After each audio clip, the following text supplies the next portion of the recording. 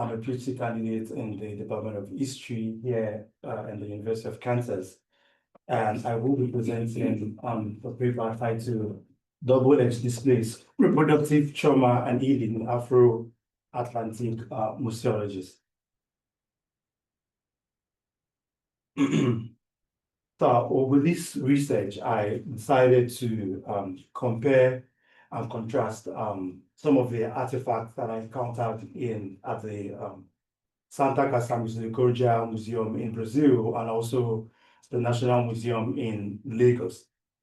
I didn't actually mean to do this research until I had this field experience with one of the tour guides, especially at the Santa Casa Misericordia Museum, whereby he had taken me around the museum, and after we were having this what I would call informal conversation, and now he told me that most of the narrative of philanthropicalism that he had given to me with regards to the colonial medical history in Brazil, especially as facilitated by the Misericordia Museum, is not the actual history or the critical history that he thinks represents the actual history of medicine in Brazil or Salvador.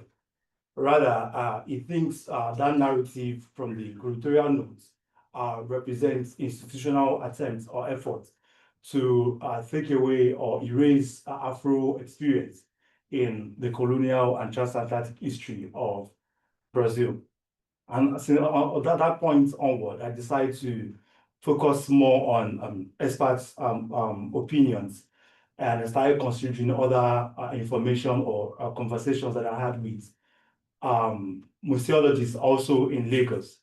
And that way I was able to understand that most of these artifacts displayed in this museum have a personal or actual narrative and also curatorial narrative, given and evoking different feelings of trauma and healing, not only to the visitors, but also to the staff who work in this museum. And again, with this research, I'm asking questions such as who is determining what is being displayed? Who's constructing the curatorial notes that goes along these artifacts? And how does this dynamics coincide with reproductive gender politics and also the contested ethics of spectacles? Before I delve into the three other things I'll be discussing in this presentation, I also would like to give a background with regards to these two museums or these two different regions. From the image we have on this slide, we have the positioning of Lagos in Nigeria and also Salvador in Brazil. This map shows that these two regions stand at the opposing ends on the Atlantic with about 2,400 miles in between them. However, these two regions, despite this spatial distance, have not been able to shy away from their shared history and also their intertwined destiny, which is why when you go to the museum in Lagos, you'd find examples of artifacts that portrays the influence of Portugal and also Brazil in the transatlantic slavery history and also colonial history of Lagos. And when you move on the other side of the Atlantic, most other museums also have these artifacts that depict and portrays the influence of Yoruba enslaved Yoruba people in the colonial history of Brazil. Now I'll be moving to some of the themes that I intend to discuss, and the themes will be guided by the different exhibitions that I encountered in these two museums. The image we have here is situated in where they call the Gallery of Benefactors. And what this image does is that it creates like an imposing narrative of how Portuguese colonialists were philanthropists who had come all the way from Portugal to establish medicine or biomedicine in Brazil for the purpose of helping the enslaved people and also the indigenous people. And a brief story about the Misericordia Museum, the Misericordia Hospital, is that it was established by the Brotherhood of Mercy the Brotherhood of Mercy are said to be male colonizers from Portugal who establishes so-called philanthropical association that facilitated the hospital. And for 3 centuries, they were seeing to reproductive health challenges for enslaved people and also the indigenous, but they would not allow women to belong to this philanthropy organization until the 19th century, when the woman in the middle, named Raimunda Porcina de Jesus, who deliberately decided not to get married, decided not to give birth, because the condition for you to join when they finally wanted to accept women is that you don't have to get married and you don't have to give birth to become one of the brothers. Of course, that's one of the things they see as the difference between man and woman. So so she didn't, and she joined, and she was able to contribute a quota in challenging the patriarchal operations of these hospitals. Despite all of this conversation with regards to gender and also the race, we would see that none of these portraits that we have, I mean, these are just 3, there are several other ones in this exhibition, they do not have the contribution of the indigenous or Afro-Brazilian to the colonial history of medicine and reproductive health in Brazil or Salvador.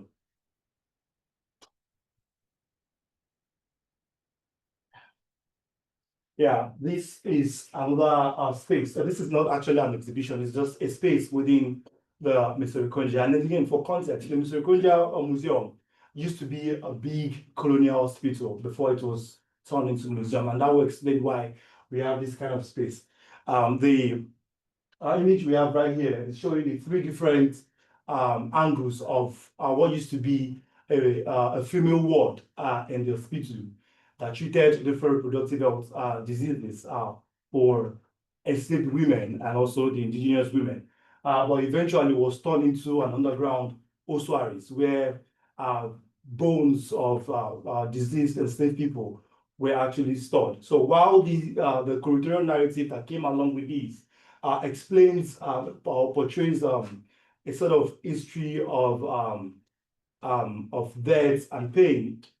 The history that the curatorial narrative portrays is quite different from the one of gender, death, and pain that this space actually represents, especially for women who knew what the world used to be like and what it eventually becoming a place whereby dry bones are being stored. And again, I have this, which is more like a juxtaposition of what I found at the Misericordia Museum, which is the first 3 slides from my far right, which are jars that has concoction, that used to be used for concoctions for apothecaries, or what will become biomedicine, for cures of different, of course, diseases, including reproductive health. And on the other side here are some of the sacred or reproductive materiality from the Lagos Museum. When we put these items side by side, they would portray the feeling of healing, to think that, oh, well, this colonial medicine actually provided us with this implement, and as such, we should be grateful for whatever story is coming from that narrative. But then a critical understanding of some of these items is that of invasive and sometimes coerced reproductive health therapy. And even the one here, even though most museologists or museum practitioners will not acknowledge it from Africa, that even though these African therapies, they sometimes are very overbearing on women. They make the women body be a site of where they instill discipline, whereby they control African women for ages, even in pre-colonial Africa. So while these two represent a kind of conversations between biomedicine and traditional reproductive health healing, and the hegemonic standing of biomedicine against traditional reproductive health healing, both of them offers both the feeling of healing for visitors and museum experts alike, and also the feeling of trauma. And this is what I call the will of the exposed. And that's the image on the far right. The will of the exposed is a sort of rotative device found at the Misericordia Museum, installed in the front of the hospital where it used to be an hospital, whereby during colonial period in Salvador, enslaved African women would bring their kids to anonymously abandon them for the hospital to take them in and adopt them. The curatorial narrative that follow this explains how this kind of history should be seen from the angle of care, child protection, and what have you. Another critical understanding of it, also, especially with my conversation with these two women, who were some of the surviving kids that were dropped in this device, and it doesn't actually reflect what the curatorial narrative is saying. For me, when I had engagements with them, it rather reflects a story of state failure, both in colonial and post-colonial Brazil, especially when we think about how reproductive health access and also even infant care are still being racialized and gendered up to date in Brazil.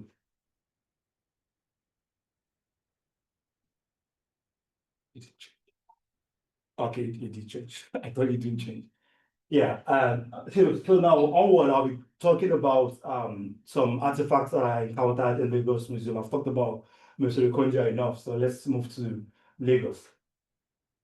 A critical observation in the reproductive health exhibition in Lagos Museum reflects a gendered and sexualized pre-colonial history of reproductive health, which I made emphasis on earlier, with an overboarding narrative on women to reinforce institutionalized and gendered violence, on also reproductive expectations for women, whereby the female body is seen as a site of discipline, control, and also some of the objects, some of the artifacts we can see here. For instance, the offer, the upper, it's not offer, I'm trying to pronounce it like an English person. The upper fertility figure here, the one here is a nursing mother of twin, which also sits side by side, even though I don't have the picture here, with the dead figure of a twin, and also the one here, all mark how motherhood is being celebrated and also being seen as divine and an accomplished status. As much as this is good for the feeling of motherhood, it creates a different feeling of trauma for women struggling with infertility, whereby they feel like these are the set standards of womanhood and motherhood in society, but then they find it difficult to cope with this reproductive health standard owing to biological challenges. And now to the last one, which is, I mean, I like to talk about femininity with regards to reproductive health, but one of other things that I bring into my research is talking about masculinity, not just because I'm a man, because I also understand that men reproductive health challenges are not being talked about as often as women. Of course, they equally deserve to be talked about. So here are different artistic representation of Eshu. Eshu is considered a deity of direction, but also a deity of fertility, especially for men. And with this artistic representation, you can see how over-exaggerated it is on the penile figure, having like a penis shape. While this is very good in reconstructing the loss of understanding of history with regards to the deity of Eshu, because there's a whole lot of history with regards to how Eshu is being demonized as a deity amongst the Yoruba people, both that live in Nigeria and even, in Lagos and Salvador. It also serves as a medium whereby Yoruba men sees and feel like, okay, there is a different narrative with regards to what Eshu represented, and they can use that to reclaim their masculine power But also on the flip side of my understanding of these artifacts is also that it sometimes makes these men to be it makes them to feel like whatever makes masculinity is their erection, is their or their yeah, thank you very much. Is their erection. As such, the understanding of this kind of objects provides a kind of mediating dialogue between spiritual healing and also emotional pain from colonial past and even decolonial future, while embodying the Yoruba belief that power like that of issue sits at the crossroad of emotions and not just directions. To conclude, this research, I mean, it's a work in progress. I should put that out there. Suggests that reproductive health exhibitions in Afro-Atlantic museums embodies a double edge in their contents, but also in the institutional processes that governs them. The divide between the official duty to educate the public and also the personal curatorial narrative points to an unresolved tension between the duty to inform, educate, and heal against the fear of re-traumatizing. Moreover, the lack of robust discourse on reproductive displays and their ethical implication further marginalizes the visitors' anxieties. Moving forward, I'm arguing with this paper that museums should reckon with these emotional contradictions and also consider collaborative approaches and inviting community voices into the curatorial processes. And only until that institutions such as the museums would shift from being haunted spaces of curiosity to a reparative space of memory, dialogue, and dignity. Thank you for listening.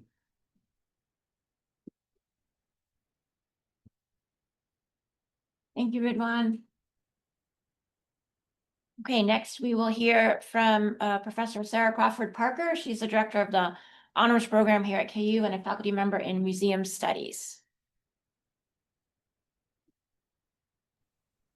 Thank you. Can you see my screen?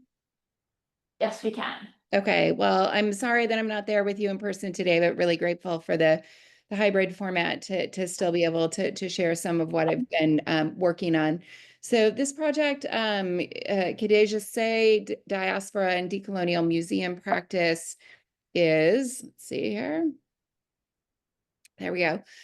Just want to talk a little bit about the scope of the project. This is something that I've been working on or thinking about since 2022, and it really has, excuse me, it really has three parts to it, but it's all sort of rooted in a series that the artist Khadija Say did in 2016, 2017. It was a series of 9 photographs. They're all self-portraits, of which I'm showing you one here.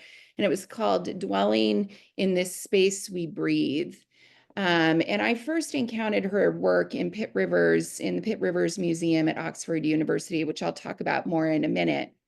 But really the project sort of has had sort of 3 stages to it. The first, which I'm showing you here, is really thinking about contemporary art as a strategy for decolonizing museum practice. There is, in many institutions, a strategy of incorporating contemporary art as a way to sort of open up more dialogue, to challenge narratives and biases. But what I became really interested in when I first encountered Khadija's work is really what are the responsibilities that museums hold for contemporary works in their collections, and what are the ethics of display in spaces with what the Pitt Rivers calls legacy materials. So legacy materials really being materials that have complicated histories of extraction or violence attached to them. And so what are some of the things that we need to think about when contemporary art is brought into those spaces? The second sort of phase of what I have been thinking about is that Khadija Say was an artist who died at the age of 24 in the Grenfell Tower fire in London, which happened in June of 2017. And at the time that she died, this series, Dwelling, was on view at the Venice Biennale. And so if you know much about contemporary art, to be showing at the Venice Biennale is really the sign that you are an emerging artist of significance. And so right after her death, a number of major collections in the UK, including the British Museum, the National Portrait Gallery, Kettle Yard in Cambridge, Pitt Rivers, the British Library, there were these institutions that were either acquiring her work and bringing it into their collections, or they were exhibiting it and interpreting it. And this all happened simultaneous to a report that was put out by the UK Museums Association that was giving guidance to museums in the UK about how to decolonize their practice in museums. And so I was sort of interested because we have this snapshot of this report coming out, and at the same time, this artist whose work was collected by so many institutions and was put on view all at the same time. And so I was interested in thinking about how those different ways of exhibiting her work were in conversation with this very important report about museum practice. But more recently, the third point that I've really been interested in is how the healing outside of museums can really strengthen the repair work that needs to happen within museums, and specifically thinking about sort of community-based action in response to the Grenfell Tower fire that happened in 2017, in which both Khadijah and her mother lost their lives. And there is a plan to create a memorial as a space of remembrance and justice. So I've also been looking at that process as well. Yep.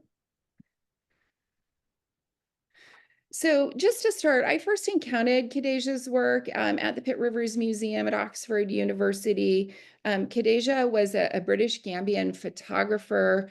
Both of her parents were from the Gambia. As I mentioned, at the time she died, she was 24. And what I'm showing you here on the right is the gallery that has her 9 photographs from this series. And it's up on the very, very top floor of the Pitt Rivers Museum, which if you look at the image on the left and you scan all the way up to the top, you can see this corridor with the white backgrounds, and you can see just the very top of the photographs on that very top floor.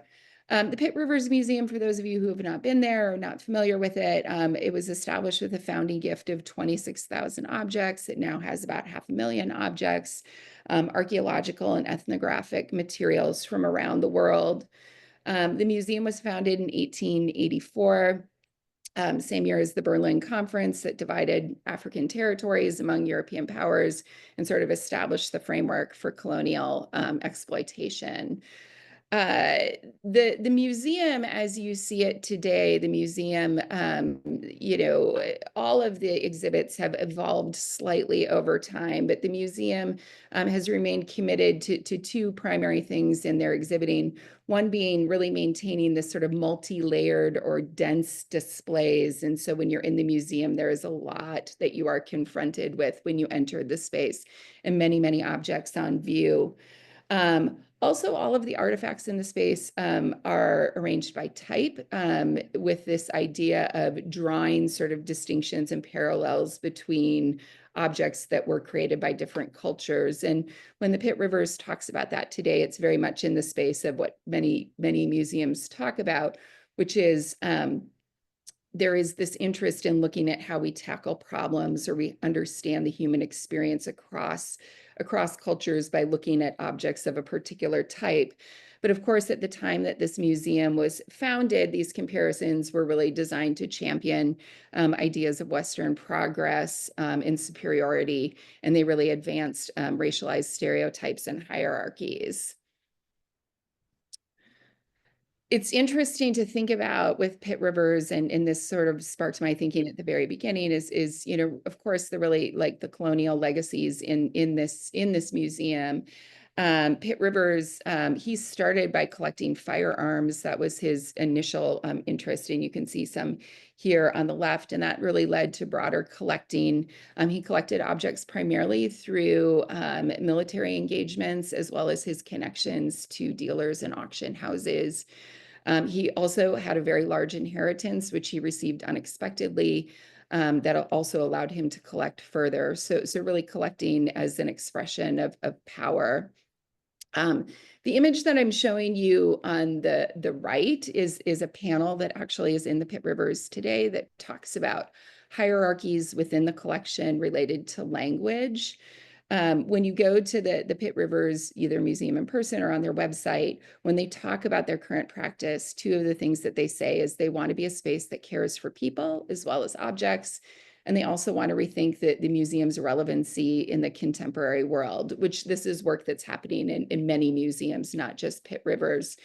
But sort of what does that rethinking look like? And so one of the things that the Pitt Rivers Museum has done, and I'm sharing this as sort of broader context for the space where Khadejah's works are on view, one of the things they've done is they have a project called Labeling Matters, where they're really addressing the very sort of harmful and derogatory language and Eurocentric views that exist in labels or on labels that you can still see within various cabinets in the museum today. They've discussed their desire to be a space that really considers ethics of representation and to be more welcoming to a broader public. So really thinking about language and interpretation of objects.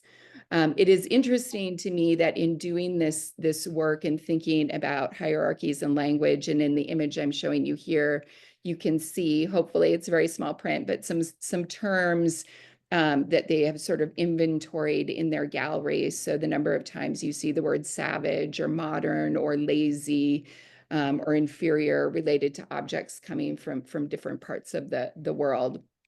As they've thought further about how to address this, they are doing work right now with Oxford's what's called their dictionary lab, which is part of their linguistics department, and they are working collaboratively to develop a permanent installation that will address issues of language in the gallery. And I just mentioned that because it's interesting that as Pitt Rivers is doing this work, they're sort of looking inward for solutions, so sort of collaborating with partners within the university as opposed to, say, looking outward. So I wanted to just show you a couple of works from Khadejah's series, Dwelling in the Space That We Breathe. And I've actually pulled in her language from some Instagram posts that she made just before she died. So this post that I'm showing you here was a week before she died, and her works were on view at the Venice Biennale.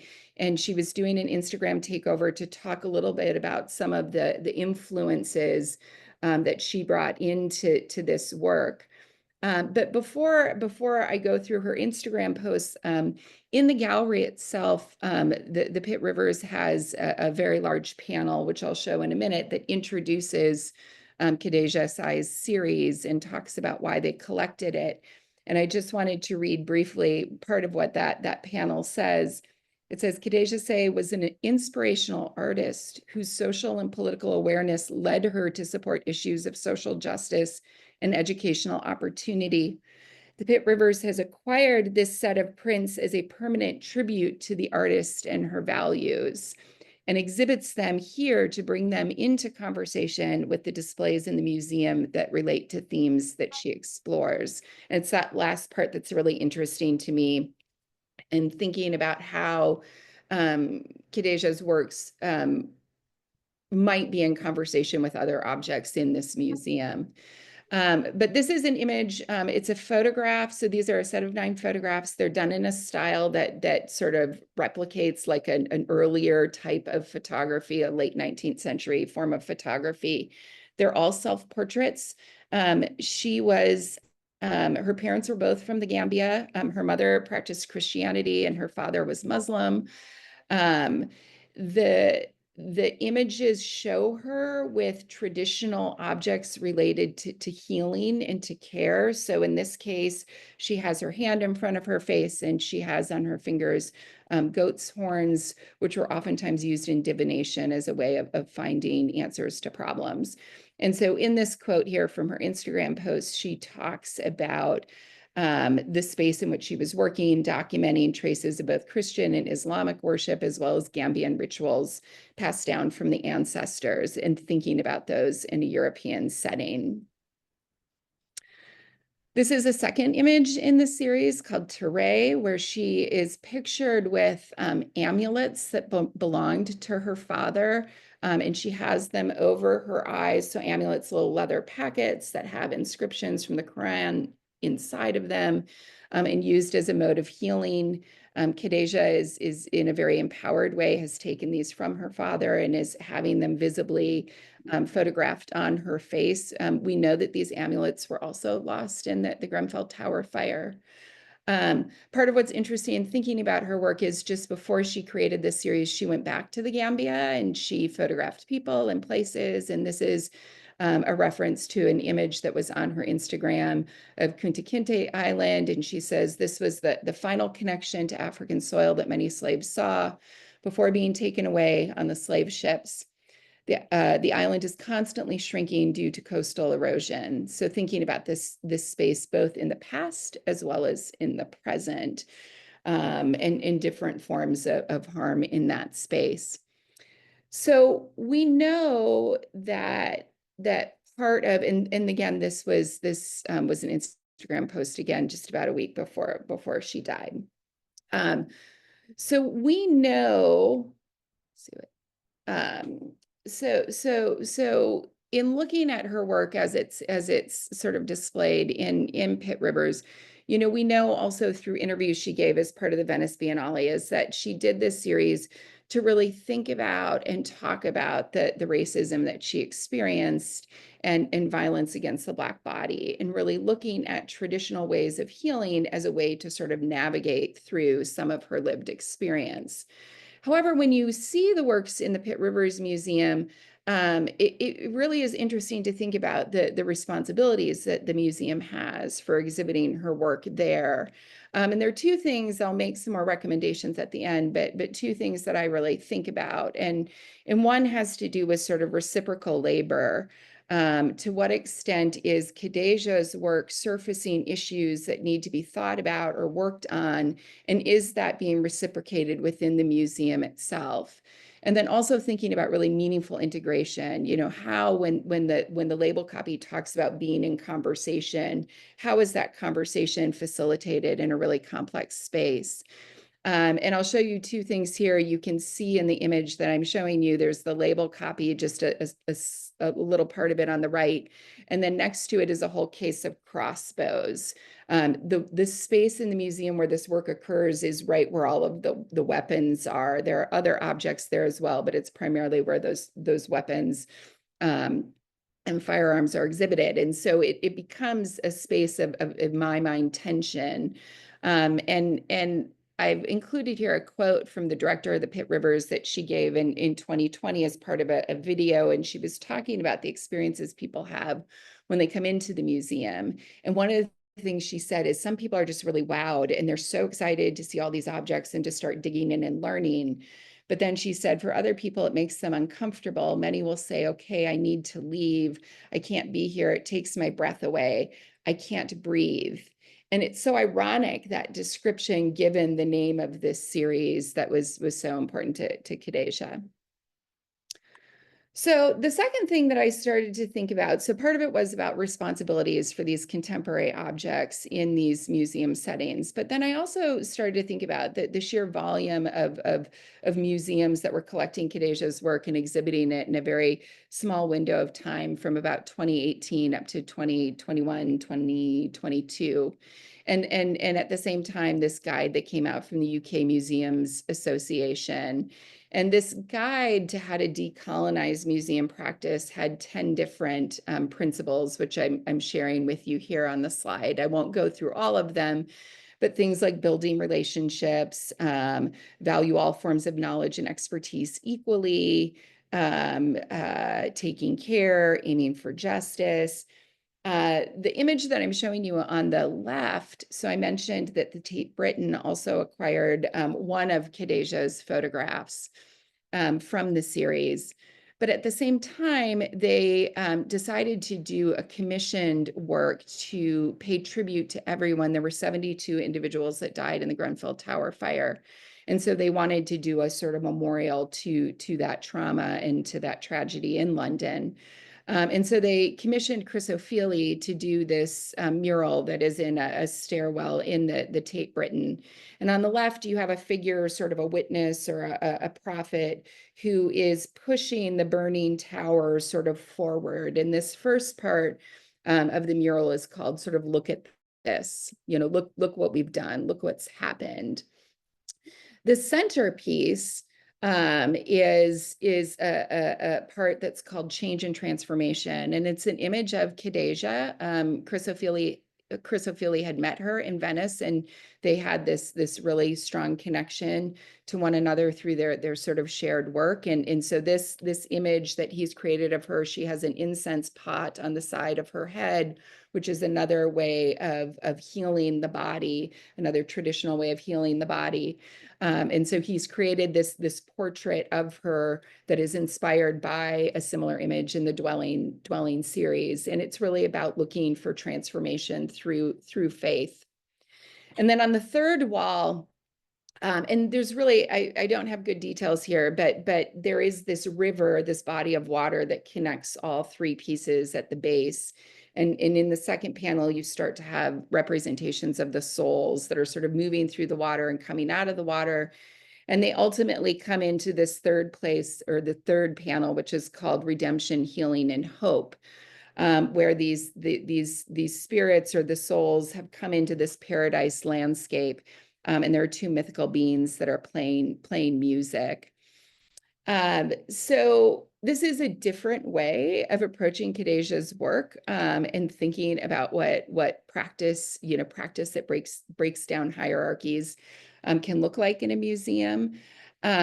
One of the Khadijah photograph that is owned by the Tate Britain, you can see just in a space adjacent to the stairwell. So you can see how her work is sort of in conversation with what Chris O'Feely did. And then there's also a real sensitivity to the experience that people have in this space. And so you can see I've shown an image here that references a quiet room that's available for reflection and contemplation. There's also instructions about photography. You can photograph in the space, but they ask that you be very sensitive to the experience that others are having there.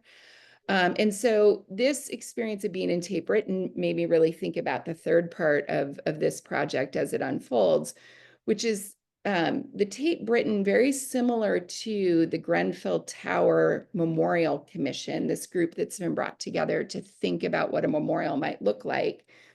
Chris O'Feely, similar to that group, is really thinking about space and space, what space is needed to sort of be a peaceful place, to remember people that have been taken from them or taken from us. And then he's also really thinking about, the trauma itself, but also what is the hope? What's the future hope? What's the positivity that's there for the future, and incorporating that into his work. So the third part that I'll share just briefly is now moving outside of museums and thinking about public discourse and community-based work. And so what does healing outside of museums look like, and how can that influence the repair work and the healing that needs to happen in many museum collections, particularly if they have objects that were acquired through that sort of extraction and violence of the colonial period.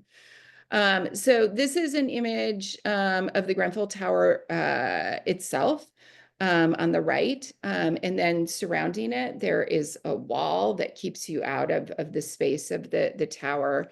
But that wall itself has become a sort of community-generated memorial that has been in place since the time of the fire to the present. The Grenfell Tower Memorial Commission is a group that actively meets, and everything that I'm sharing, all of their governance documents, all of their meeting minutes, their annual reports, videos that they've done about their process, is all publicly available. They're functioning with a very high level of transparency in terms of how they're working and in the decisions that they're making. The commission itself is made up of 5 bereaved family members. 3 survivors who lost their homes in the fire, and then 2 residents of what's Lancaster Estates, which is where Grenfell was located. And I didn't share this previously, but Grenfell Tower was public housing that is located in a very expensive part of London. And so this tragedy really has generated and brought to the surface questions about equity, and questions about inequalities and where those inequalities have come from. There are also 2 chairs of the commission that both have either connections to Grenfell or have connections to sort of other advocacy spaces. When you look at the wall, part of what you're seeing a number of different things, expressions of the loss of loved ones, you're seeing plantings, there's a community mosaic project, so art production, there are expressions of anger, calls for justice, and I'll show you a few other examples. In terms of recent activity, they have hired an archivist last summer. So there is going to be an archive, both a physical and a digital archive, that are likely going to be created with many of the materials that are already on site. In January 2025, so just a few months ago, they've announced that they have narrowed down to 5 different architectural firms, design firms, and are vetting them further before a selection of who will do the memorial. But perhaps most importantly, well, not most importantly, but certainly really relevant, was in February, the government who owns the building announced that it would be torn down this summer, which was a decision that was met with lots of different feelings. It's now been there for 7 years. And so to some extent, it's become a memorial itself, but families really divided on whether they wanted the building to stay or not. Sarah, just want to let you know you're at time, so wrap up. I'm at time? Okay, I'm going to wrap it up. Okay, so there are images, references to the need for justice, talking about, individuals having been silenced. For many years, there were concerns brought forward about the lack of fire safety in the building. But what I want to emphasize in closing is that the decision-making that's happening about the memorial is really community-based decision-making. They've been hosting community events, sharing views in any language, any medium. People can bring forward ideas for the memorial. They're talking to traditionally excluded groups, so children. There were 18 children who died at Grenfell. 200 days of outreach and over 2,000 conversations about what the memorial should look like in various different formats. And so in closing, looking at all of this is what I would say, because I teach students and it's really about being museum practitioners, is 3 big takeaways from this project so far. One is really defining and making transparent what community collaboration means. What's the vision that guides the process, and considering different modes of outreach and the balance of voices. Really the importance of connecting past and present, that the implications of past trauma in the present should really be clear. And the last is really connecting sorrow and memory to sort of positivity and hope for the future, that the commission has really said that in order to adequately have healing, you have to have both dimensions represented in the memorial. And I think that's something that museums can take away as well. Thanks, Liz. Thank you. Yep.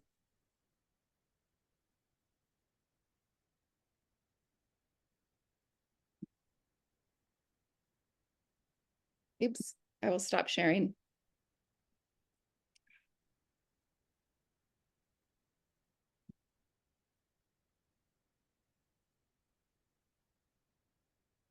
All right, I will be presenting the final paper today. I'm Liz McGonigal. I'm a faculty member here at KU in history and African American studies. And I want to focus today on this idea of reckoning and how this happens in museum spaces, at some memorials and within other sites of memory, and think about what this means for healing from trauma. And I've been really struck by the work of artists in helping us to reckon with this past. So I think this follows along with what Sarah was saying in the last presentation. Their work is on display throughout the Memorial Act Museum in Guadeloupe, and also the Museum of the Slave Route at San Severino Castle in Matanzas, Cuba. So I'm going to talk a bit about slavery and colonialism on these two Caribbean islands, Guadeloupe and Cuba. But just as some background to my thinking on this and work on this, I began this research in African spaces as a historian of Africa and its diaspora. But I realized that this global story really deserved perspectives from places on the ground that were intimately connected to the slave trade in the Americas, Europe, and Africa. So the current project I want to talk about stems from work that's part of a broader initiative to map memories of slavery across the Atlantic and Indian Oceans. For the first phase, I'm focusing on the Atlantic spaces that I've identified in Brazil, the Caribbean, including Guadeloupe, Cuba, and the Virgin Islands, the United States, and England, to look at the interplay of memory work. The whole group. We can't see it yet. Okay, how does that?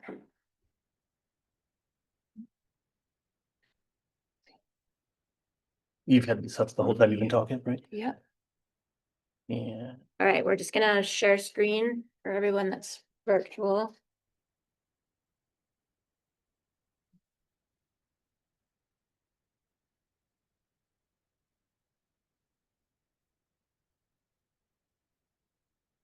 Don't worry, you haven't really missed anything yet in terms of images. Nope. Share screen. Where do you see it? Right, anywhere here. That. Yeah, but I don't know why it's not coming up. Go back to what you were doing and I will go back and. So you're just on PowerPoint, is that what that is? Yeah. It's just not sharing with the Zoom. It's not sharing with the Zoom. I think you have to go in here. Can you go in here? This is Oh, on this one. what you're saying? Yeah, can you open this? Oh, Now, sorry, can you share? Click that and then Yeah. find your. Yeah, and this is here. Yeah, then share. Share again, yep. Yeah, then you can click on the one you want to use. Like this. Okay. All right, are we good to go now? You should be good. But this thing, how do If you, I don't come back, how do you get rid of this thing? just. So take your this one? cursor up. You'll just. That. You This can one? skip this, Yeah. it's great. If you come here first, let me say. I don't Just think let go. You can just move it. You can move it up. Yeah. I'll move it down there. All right, Okay, I think there we it's- go. So you're good now. Okay. All Okay. right, thank you. Okay, we should be good to go. All right, so, yes, I was saying that this is part of a larger project, and a recent visit to Cuba has led me to think more about Spanish colonialism and recent Cuban history, but I'm not an expert in this area, so I welcome, any insight it would be appreciated during the question and answer session. All right, as you can ascertain from what I'm saying, the fieldwork that I have done has led me to some places where many enslaved Africans took their last steps in Africa, to some of the destinations of these numerous slave ships that crossed the Atlantic and Indian Oceans to carry out this forced migration. And I'm looking at some port cities in these spaces, from Cape Town to Liverpool to Charleston in the US, that have prospered from this century-long trade in human beings. And I'm building on arguments that I laid out in a book that's currently under review that discussed African sites of memory connected to enslavement at sites in Ghana, Mozambique, and South Africa. But I'm now looking at the ways in which a number of museums and memorial spaces across the Atlantic and Indian Oceans use histories of enslavement to tell a story about the shaping of our modern world. By examining a wide range of museums and memorial spaces, I aim to connect very disconnected histories of slavery. It's because museums and memorial spaces can serve as an entree point for the public to engage with burdened histories and heavy memories that surround enslavement and colonization. And they're often located at very important sites of memory related to this violent past. So I'm approaching the research in a comparative and a transoceanic manner to write a more nuanced history of a globalized slavery discourse. The project builds on the work of post-colonial theorists who demanded that we confront this amnesia of Western colonialism and past transgressions such as the slave trade. It's inspired by other scholars who've recognized a dire need for memory and for many in the diaspora, a rememory, as Toni Morrison has argued. It seeks to make a contribution to the ongoing uncovering and voicing of alternate histories that have been repressed and ignored. And it's but one contribution to a growing body of work that seeks to confront anti-Black racism, acknowledge a past of extreme violence and brutality, and seek justice moving forward for those who suffer under the legacies of white supremacy. Both the contested remembering of slavery and an active dismemory in places have taken a toll on the world's collective psyche. And we're only several generations away from slavery and its trauma, but it can seem a world away from many and one that's best left erased. But I see memory work taking place throughout the world, and the perspectives of scholars, artists, and locals who move through these memory spaces have reframed these histories of enslavement. This image of the volume and roots of the slave trade demonstrates visually the connections that were forged during several centuries of enslavement and colonization afterward. Within museum settings, such as in Guadeloupe and Cuba, the descendants of the enslaved are engaged in memory work that frames the discourse, which could be more of a global discourse. It's often quite local, but they're framing this discourse about enslavement. And they're providing important information to the public about histories of enslavement and injustice. But the politics of memory and the politics of identity interfere at times with the telling and the retelling of a past that is marked so violently by slavery, colonialism, and other forms of oppression, such as forced labor that affected Africans and those in the diaspora. So simply put, at specific sites of memory, we see contradictions in the memory of slavery that affect visitors, locals, government officials, and tourism practitioners. And there are some overlapping dynamics here of space, race, and place that influence how slavery is remembered at the intersections between memory and history. These sites are all burdened, I argue, with cultural memories, and they're also used to locate and construct regional, national, and transnational memories. And crucially, museums and memorial spaces in port cities help the world remember a past of slavery and oppression, at times with a critical lens. But the framing strategies, or how the story is told or represented, are not always shared by all of the constituents. And this is a social disconnect that can complicate history and remembering, even though museums aim to provide a more complete picture of how slavery, persistent racism, and past injustices, such as forced labor, have affected their societies. So this project considers how we think about slavery, forced labor, history making, and the workings of memory. And the historical links among the sites in this research have revealed some longstanding ties that bind people across various colonial histories, even though there's these separate yet shared destinies in the post-colonial world. So I think by paying attention to how narratives at sites of memory represent the era of slavery in Africa's past, we gain clues about how the heritage of slavery continues to shape contemporary societies in Africa and its diaspora. African scholars such as Pumla Dineo Gola have courageously pushed this issue by examining visual sites of slave memory and asking, what are the implications of a shared memory of slavery, both personally and for society? So if we can adjust the lens and sharpen the focus on the public memory of enslavement as it plays out in museums and memorial spaces, we can see the power of this heritage, both for Africans and those in the diaspora.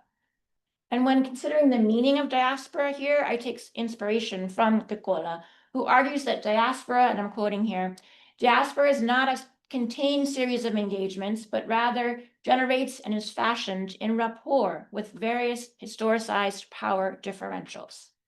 So diaspora links Black experiences over time and throughout the world, and suggests that Black culture, of course, changes and develops and combines with others.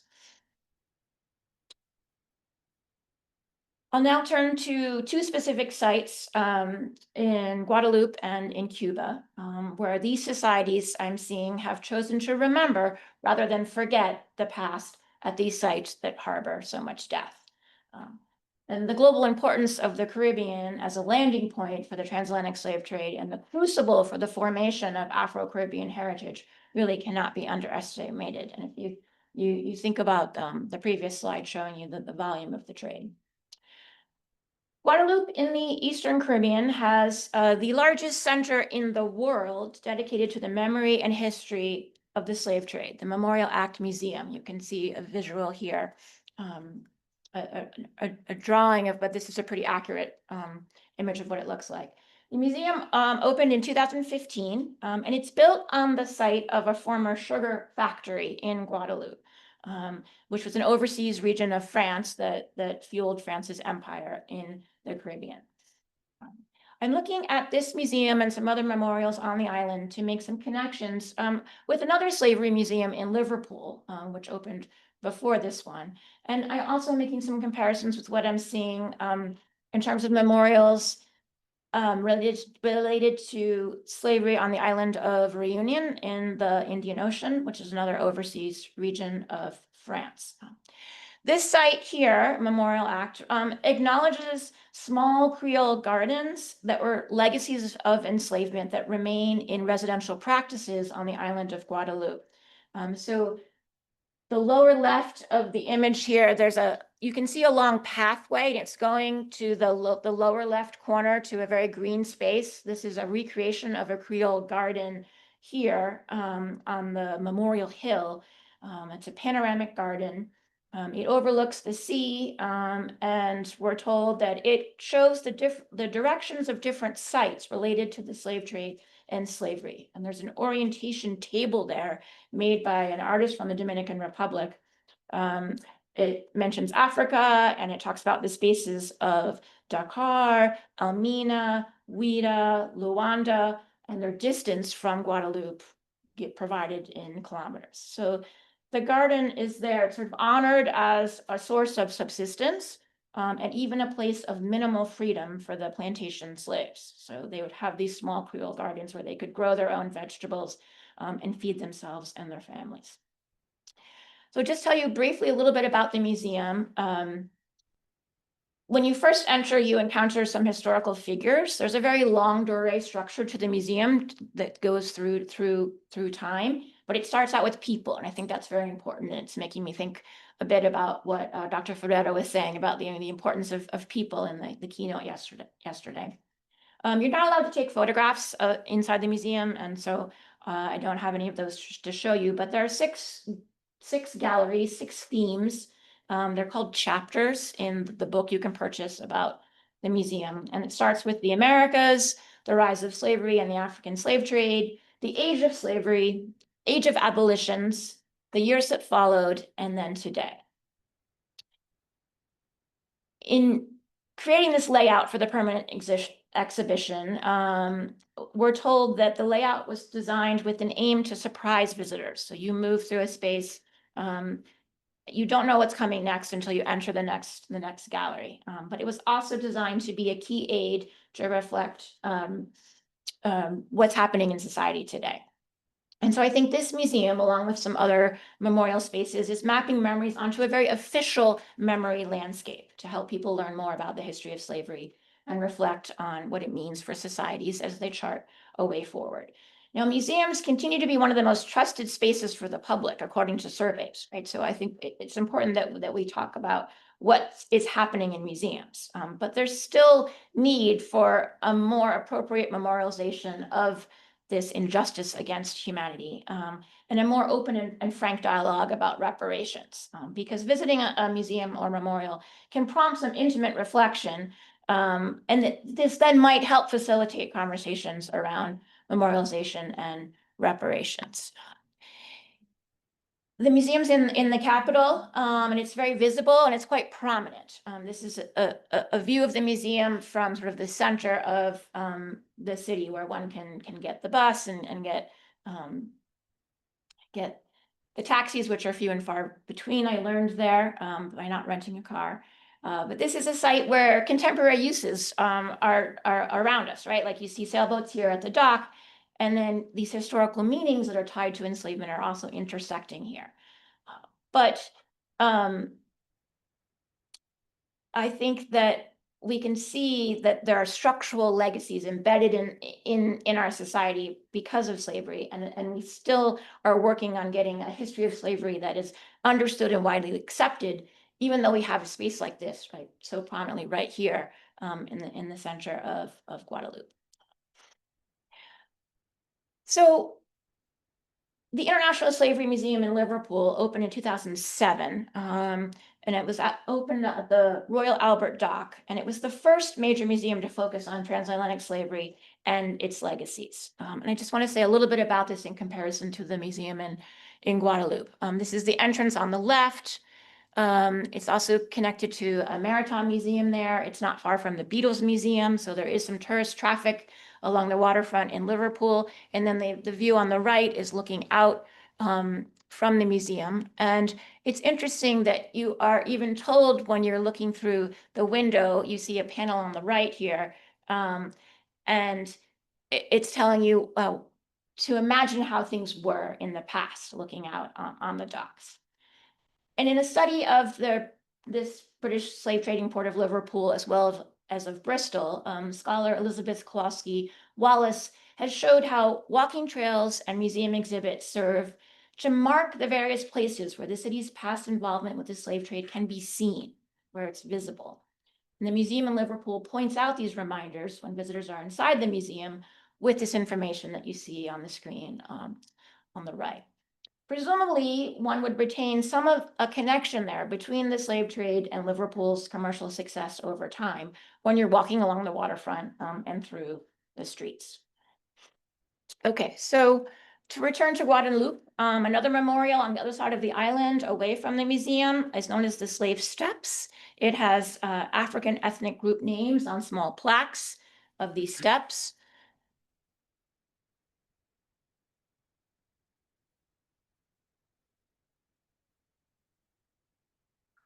So, all right.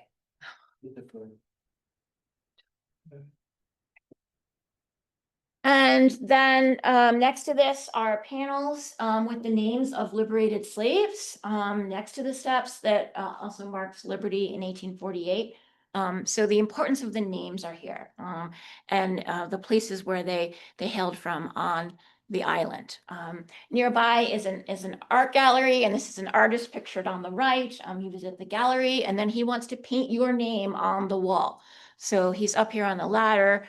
He's just put my name there, and he's showing the other names. And you see one of his works on the left here as part of his gallery space. And so I see this as part of this growing movement, right? To say their names. It makes me think about the work in Jamaica of the former plantation known as Rose Hall. This was where the focus was on the Great House and elaborate private weddings that were held there. And the project was created to recenter the lives of the enslaved people. And this often begins with naming those who lived on the plantation. So you can go to this website and you can see the enslaved people of Rose Hall. They have the names of 208 enslaved persons that were found in archival documents in the 1800s. And this is memory work that's done purposefully and lovingly, as the website notes. Similarly, the names on the monument in Cape Town in South Africa, in Church Square, you can see the names of the formerly enslaved on this monument here. Again, saying their names and the importance of that. Okay, moving to Cuba, in the city of Trinidad, there's a restaurant that almost feels partly like a museum and partly like some kind of uncomfortable historical reenactment. It's pictured here. You can see the entrance, and I just show this because they say that they're recommended by TripAdvisor on their menu, but they're doing some things here that my young Cuban tour guide said is because we don't hide our history. They put slave shackles on the walls, the uniforms of the servers harken back to this other era. They aim to be the clothes of the slaves who worked here, is what we're told. So you can see some images here. Glenda, the tour guide, says, this is not offensive. We understand the past. Why hide it only from museums? So I thought in talking about museums, I would share this today. And then she repeated the phrase that I'm sure you've all heard, like those who forget history are condemned to repeat it, right? So her claim is that we are not forgetting history, but there's this uncomfortable attempt to make things very authentic here.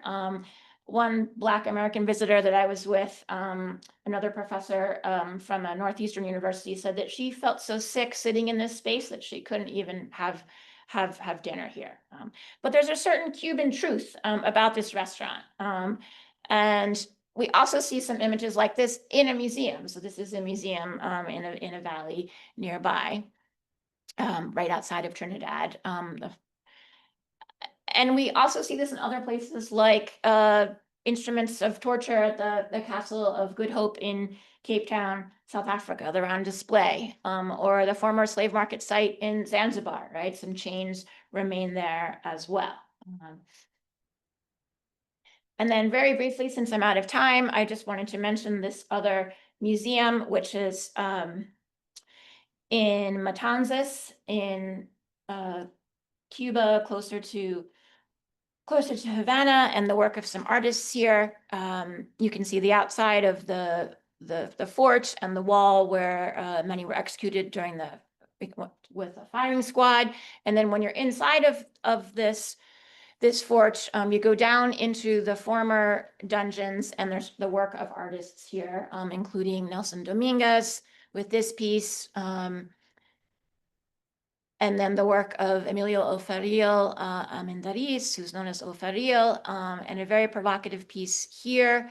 He has homage to a leader of a slave rebellion, and he's also mentioning how this history is passed down through the work of his ancestors.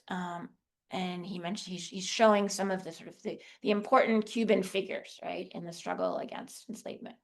Okay, I will stop there, and we will now have time for some questions. Thank you very much.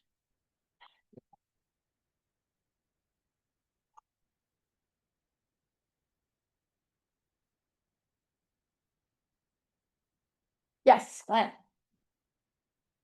So you note that museums are sites of trauma and healing. One could also say comfort and discomfort. And sometimes it's necessary that the production of comfort for some requires the production of discomfort for others. And sometimes the discomfort is a barrier to participation. So to some extent, we see this online with the proliferation of perspectives whereby, and then people can kind of pick their truth and shop around for stories that make them feel good. And a similar thing, of course, so museums have a similar problem of they have to attract visitors. Well, particularly if they have a business model for that. So a persistent question, I imagine, is how to attract people who might need to feel who could benefit. They might not even know they require some kind of healing. They could benefit from some of the story, but they also stay away because of discomfort. Or in producing the healing for others, one that it's a particular kind, which is perfectly good. I'm just saying it's all how to get some of the audiences who might best benefit from it, learning some of the stories to interact with the stuff. You probably, file that for future and take other questions, I guess. Sarah, do you want to say anything about I mean, that? I was just going to say, I think one strategy that some museums are thinking about is like taking the museum out of the museum, like, and going into schools and other spaces that are less, that just have fewer associations with them, and going to people rather than having people come to them. That's one thought that initially comes to mind. I'll also add that I think the museum as a profitable business model is problematic, right? So we need to rethink that. And the museum I showed you at the end is a UNESCO funded site, right? And I think that that's important so that we don't put the pocketbook first, but we have the priority. What occurred to me when you talked about how the feeling of discomfort could be comfort for someone else and the other way around. Just struck the experience I had when we were at the study abroad program, and we were at this museum, I can't remember the name now, where one of the students couldn't even stand a minute in that space where we were shown where the slaves slept, how cold and how horrible the space was. So I could stay for a longer time. It's not that I enjoyed it, but the threshold of my discomfort wasn't that much that I couldn't just step out. But for him, he had trauma all through for a couple of days. So I think I reckon what you said about how it just evokes different feelings for different people depending on their sensitivity. Yeah. I see we've got one question online. Let's take that one and then we can come back to the room. Neo, do you have your hand raised? Yes, thank you very much for the very interesting presentation. I have one more general question about whether what struck me in the presentations was that it seems that museums are kind of, or people are moving away from museums as at the same time moving kind of the repair work into the museum, but also moving it out of the museum. So I wanted to just ask a general question, what people think about whether the museum maybe is coming to an end as a potential or as an effective site of memory reconciliation and the work we might attribute to, or we would probably want to see in a museum. And then I also have one question for the first presenter, which is more specific and which struck me because I had been to the Misericordia Museum in the city of Porto in Portugal. I was wondering whether in the museum, the Misericordia Museum in Salvador and the National Museum in Lagos, whether this other transatlantic connection is also present in some way, not necessarily in the space of reproductive health, but just in general, because in the museum in Porto, which was fascinating to see, was that they had a portrait of, I think, a Portuguese Brazilian, and they just wrote he was a major benefactor of the Misericordia in Porto, leaving it open that he basically made his money with slavery. So I was just wondering whether this connection is also obvious or can be seen. Thank you. Thanks. You want to start off, Redmond, with the second question? For the second question, yeah, thank you very much for the question. I didn't even know that you had an experience with Mr. Koja Museum in Portugal, and also can relate with some of the things I've talked about, speaking about the transatlantic connection. But in this case, some of other museums that I visited has this connection. For instance, and the slide that has the penal artistic representation of issue, one of the picture, even though we have it in Lagos, I found the same in the Mafro Museum. That's the Afro-Brazilian Museum in Salvador. So even though I have constructed the narrative around reproductive health, there are different other artifacts that I encountered that has this transatlantic connections that are not necessarily towards the themes of reproductive health. Yes, I would say that there are connections right there.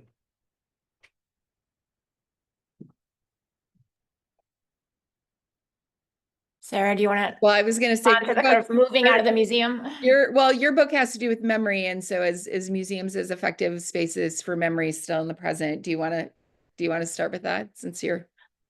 Well, one thing that I've been struck with, and I talked a bit about it today, is how museums are also sites for as galleries, and they're spaces where the work of artists is there and it's pushing us to think. And so I think there's an important need for these spaces where you can combine some history with representations from creative artists who are telling the history in their pieces as well, right? But if you don't understand any of the history, then it's going to be harder to relate to it. So I don't quite have an answer for, I think there's an importance to move out of the museum, but I think the spaces that are sites of memory are also need to be preserved so that we can visit them and learn from these spaces.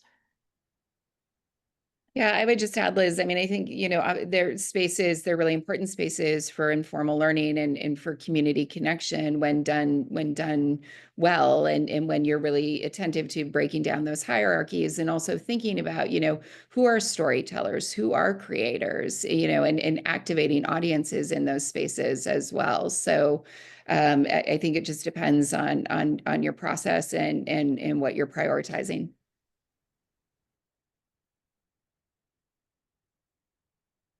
Okay, I have a question for each one of you, so bear with me. I hope I don't read one. I appreciate it, of course. I appreciate all your welcome learning. I wanted to kind of take you back to your assessment or discussion on your gender pain within museums, and I recognize that museums are definitely spaces of gender pain, but from your interaction in the Lagos Museum, would that gender pain be reinforced by colonial legacies or current administrators or curators who are Nigerians at this point, and what colonial legacies or lack thereof are they what are they doing to kind of stop the or limit gender pain? I don't know what that question is, but do you ever? I understand what you're saying. Okay, let me, Dr. Crawford, I just wanted to talk to kind of revisit the 10 the UK points. And I think one that states that value, the one that says value all forms of knowledge and expertise, and I would like to know a little more about why which knowledge is being valued more, or we know that in a long time, from a colonial standpoint, white knowledge is definitely prioritized. But when they say value all forms of knowledge and expertise equally, we recognize that we are already operating from an unequal ground. So does that mean that the equal knowledge, are they centering the marginalized, the non-Western knowledges, or knowledges or epistemologies? And yeah. I'm gonna let Sarah take that, let her answer that one right now, because we're. Sure. I Time, mean, and then we can continue the conversation in the hallway, and Ribbon can talk to you, yeah. And I'll try and say this quickly, and I didn't hear the whole entire question, but I think it was about valuing, forms of knowledge equally. And I think, that goes back to this idea, that there is academic knowledge, there's knowledge that comes from lived experience. I mean, just really, making sure that forms of knowledge that haven't been welcome in spaces of museum, that they are welcomed and valued now in different ways in terms of representation and practice. I think the one thing that's interesting about what's happening with the Memorial Commission is just not saying that all of the knowledge needs to be equal, in that to some extent your proximity to what the memorial is recognizing can put you in a space of having a more significant voice, your proximity to that harm or that memory. I hope. Yes, thank you. Did that answer it? Yeah. Okay, thank you, everybody. We can continue some conversations in person in the hallway here, but we do have to get ready for the next session, which is happening at 2:30. And which one is on this Yeah, so Zoom? these are sessions A.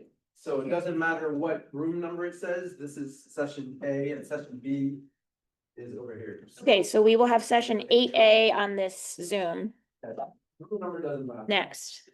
Thank you, everyone. What matters more is the session, that we have the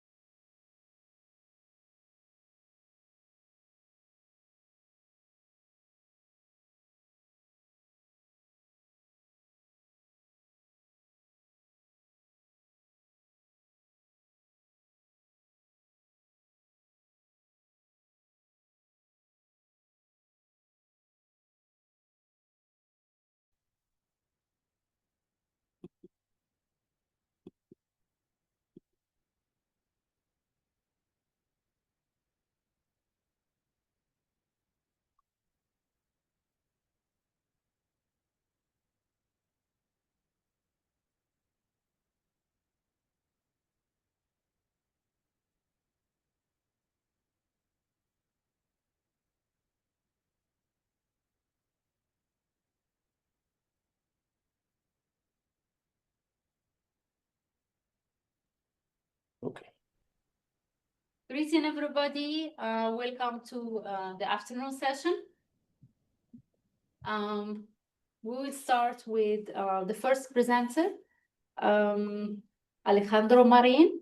So just to remind you, you have 15 minutes each, and except if you need few more minutes, that's fine, like 2 or 3. You may be down one speaker. Yes. Everyone can hear me fine? Yeah? Okay, so Alejandro Marin, you're welcome to start. Floor is yours. All right, thank you so much. Good afternoon, everybody. Thank you so much for being here. I'm Alejandro, a PhD candidate at the University of Oregon. And well, today I'm gonna talk a little bit about my research, my dissertation, which is focused on migration and border studies through literary analysis in Cuba, Equatorial Guinea, and the Dominican Republic. But today I'm just gonna talk a little bit of just part of my dissertation, which is gonna basically take us through a journey through questions of inheritance, memory, and displacement, as exploring one of the novels I work in my dissertation. So I'm gonna start sharing my screen right now.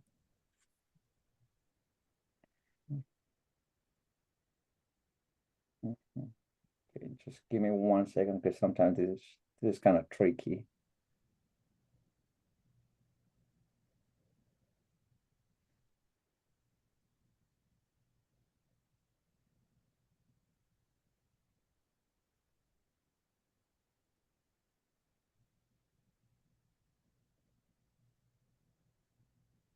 All right, you're looking at the right screen right now? Yes, right? Your slide is empty. Oh yeah, all right. It's That's the empty. slide. You Yes. can, yeah, we can see what you're sharing. All right. So, well, like I said before, today I'm gonna do this presentation about this novel. The title of my presentation is Inherent Displacement. All right. Diasporic Return and Generational Fracture in a Equatorial Guinean novel, which is called Heredarás la Tierra by the author Germán Edhanga Jones. This novel invites us to rethink what it means to inherit a land or to inherit a history that no longer fully recognizes us, but it's very important for the diasporic studies and also the migration studies. So I'm going to start by situating the novel historical and political context, and then I'm going to move into an analysis of how diasporic return and generational fracture unfold across 3 different generations of a Guinean family in Spain. What does it mean to inherit a land or an earth that no longer recognizes you? And what happens when the inheritance passed across generations is not only tangible, but also emotional, linguistic, and deeply fractured? These are the guiding questions I want to explore today through this novel, Heredarás la Tierra, which is a work that stages the complexities of diasporic inheritance, displacements, or in what I also mentioned, the fractured memory. The narrative unfolds in Equatorial Guinea, emerging from the particular history of this small, like super small West African country, which was a Spanish colony until 1968. Since independence, Equatorial Guinea has been ruled by a single family and ethnic group. First of all, with Francisco Macias, and then with his nephew Teodoro Obiang, who today remains the world's longest serving head of state. And in addition of that, despite the discovery of vast oil reserves in the 1990s, the country remains marked by inequality and the forced migration of many of its citizens. This historical backdrop deepens the novel's title itself, which invites multiple interpretations based on the word tierra, because in Spanish, tierra refers both to the earth and to land, which are a symbol of territory, belonging, and emplacement. Yet in the context of post-colonial migration and diaspora, the promise of inheritance becomes ambiguous. Does one inherit land, culture, trauma, or silence? In the novel, inheritance is portrayed less as a possession, but more as a burden. It is an unresolved transmission shaped by displacement, broken promises, and delayed return. Equatorial Guinea, as the only nation in Africa where Spanish is the official language, shows their flows, or like the diasporic flows, primarily towards Spain. especially during the repressive decades of the 1980s and 2000s. And it is within this Afro-Hispanic diasporic space that the author writes. Germán was born in Madrid to a Guinean family, and the author belongs to a generation negotiating colonial memory, fractured belonging, and the heavy legacy of displacement. Against this backdrop, Heredarás la Tierra unfolds across 3 different generations of an Indowe family, which is an ethnic group located in Equatorial Guinea.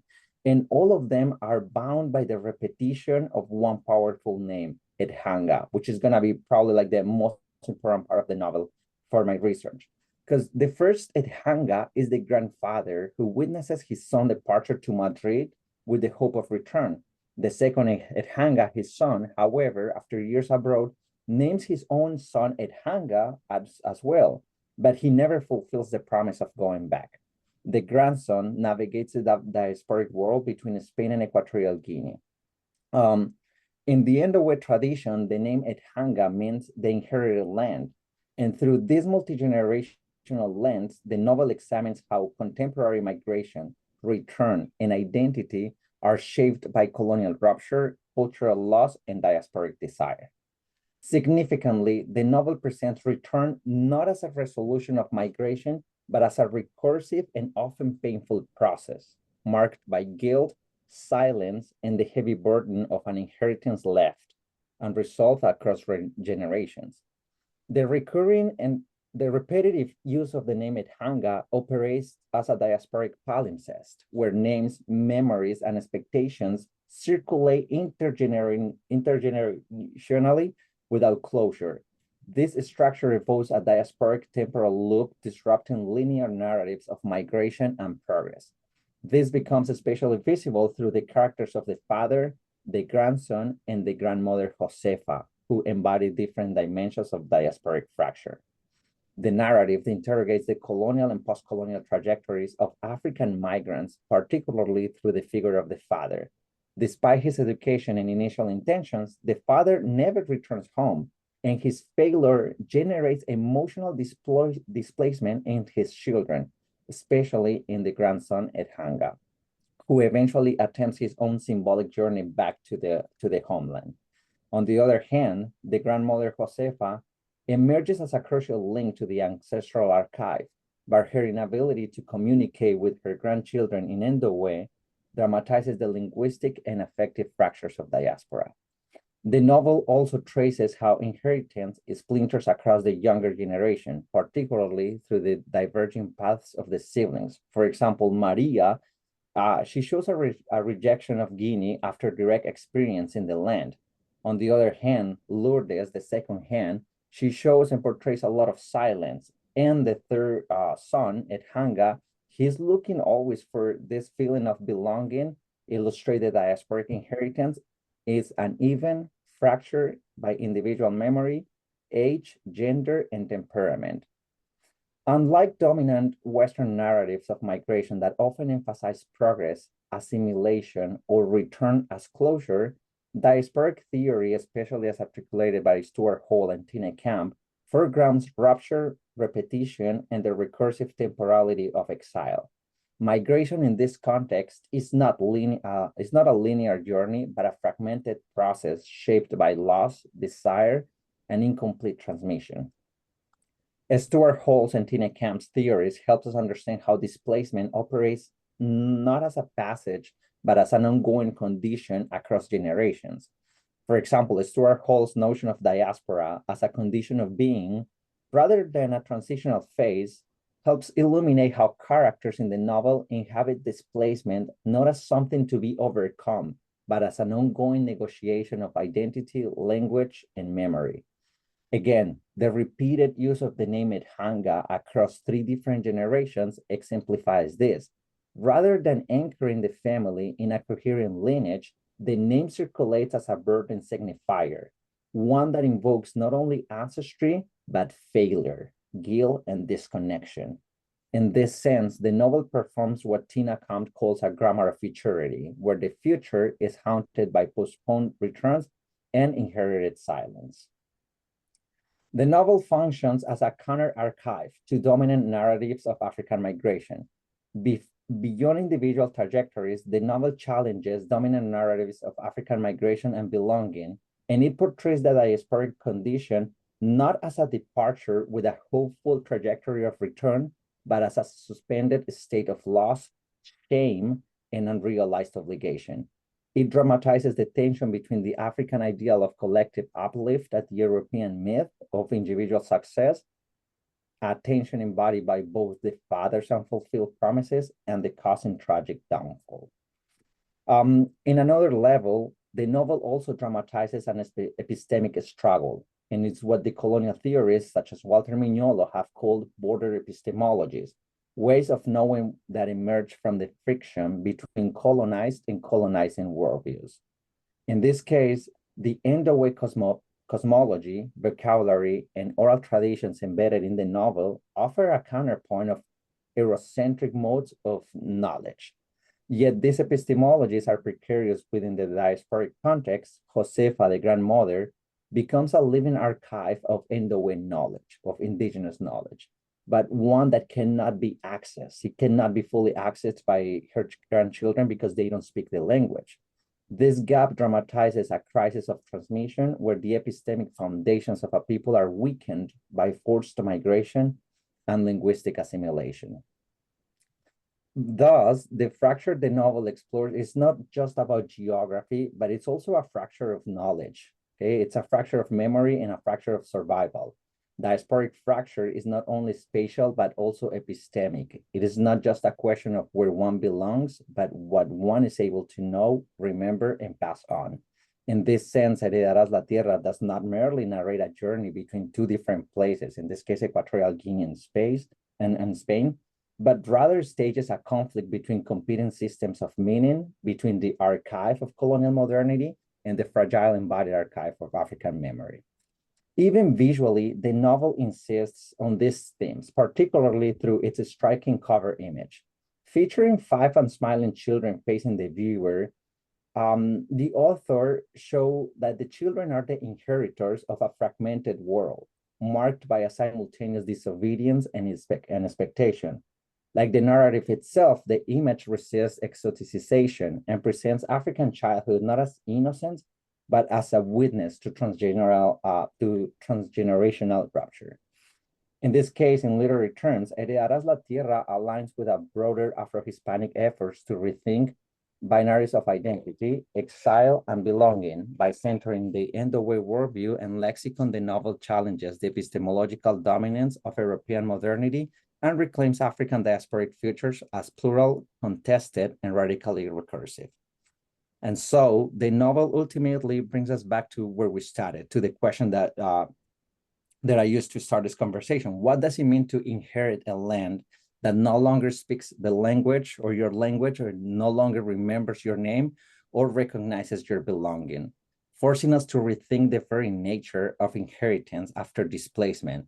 Whether we understand the word tierra as land, earth, homeland, or history, Germán novels reminds us that inheritance is not merely a gift, but sometimes it can be a burden, a fragile negotiation between memory and loss, past and future, silence and survival. Right? Thank you so much for your time. Thank you so much. Thank you for this presentation. We actually gonna leave the questions till the end, and we will move to the second presenter. Monica Ayala, Yes, please go ahead. You have 15 minutes. thank you. What I would like to share with you today are some of my findings in exploring a novel by a Colombian writer who is from a group of islands, for some consider an archipelago called San Andrés y Providencia, which is a contested territory between Colombia and Nicaragua. A few years ago, it was decided by an international court that actually the territory belongs to Colombia, but for many years it has been a source of tension between the two countries, which means the islands are far away from the territory of the Colombian country, as we can call it. So what I do in my work is to explore a novel written by a female writer from San Andres. The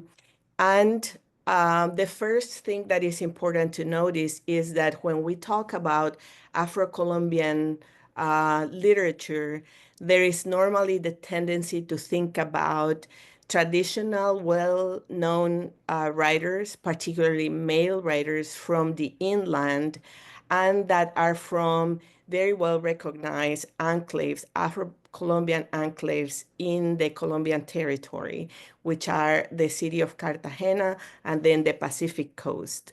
Those writers are, for example, Manuel Zapata Olivella and Arnoldo Palacios.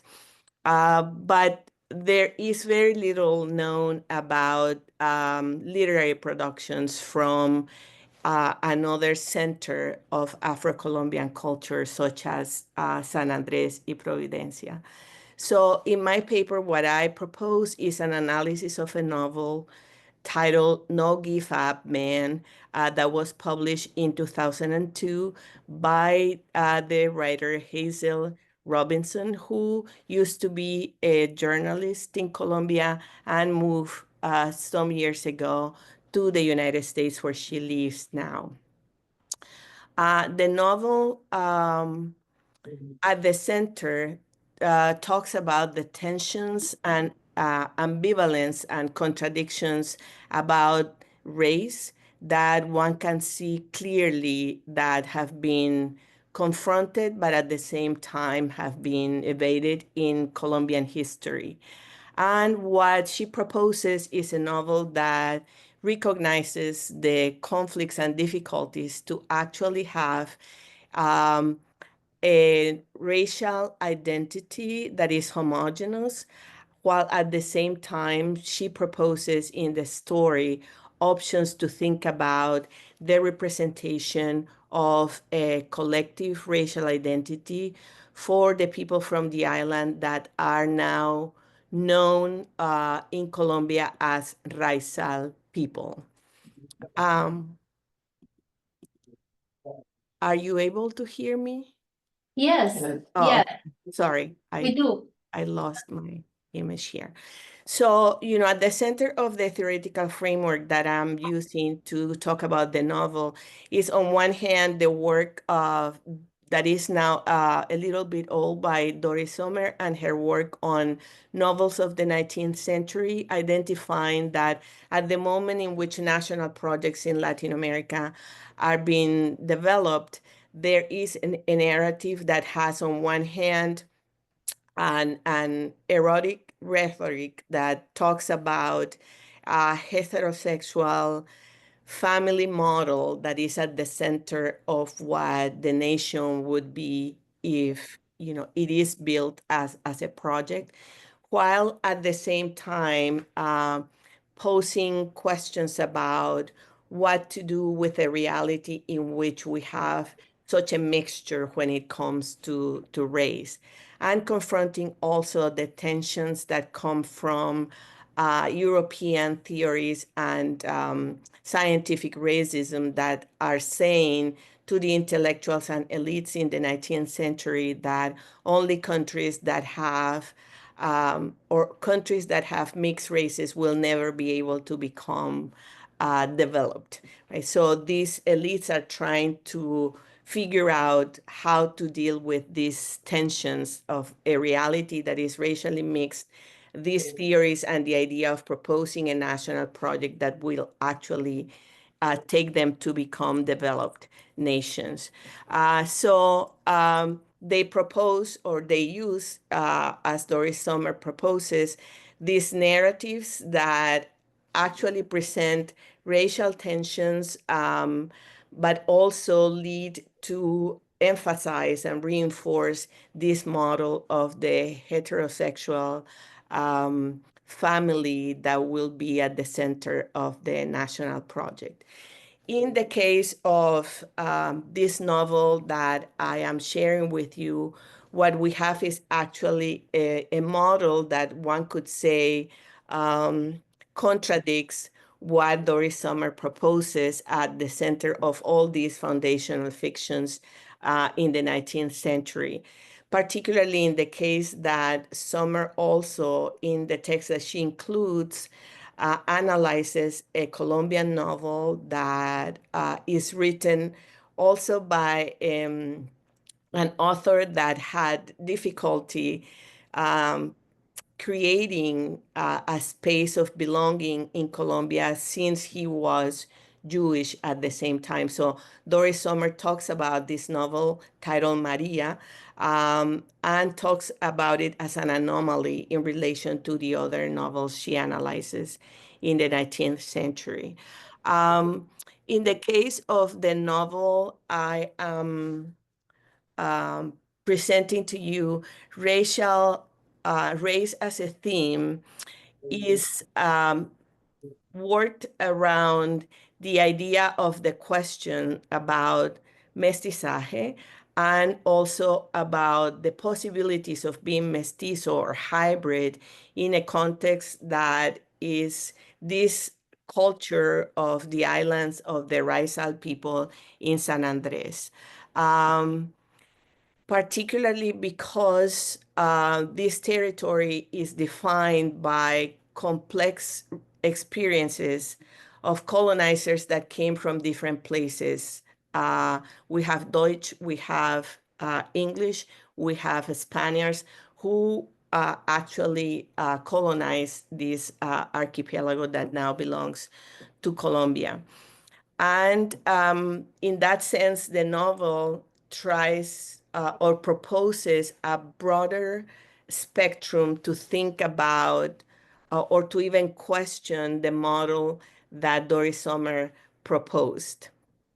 One has to take into account, of course, a critical analysis of the construction of race in Colombia, thinking about this particular historical moment, because what one can see is that in the structure of the novel, orality and the construction of this Egbo language that is what is spoken even today in San Andres and Providencia and Santa Catalina, is the result precisely of,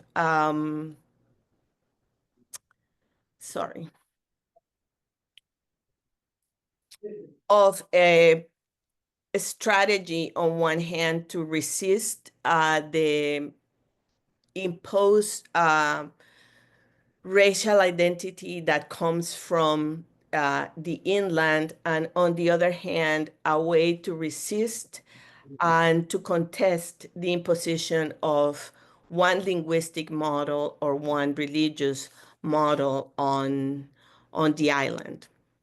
So all the characters in the novel are actually confronting those tensions.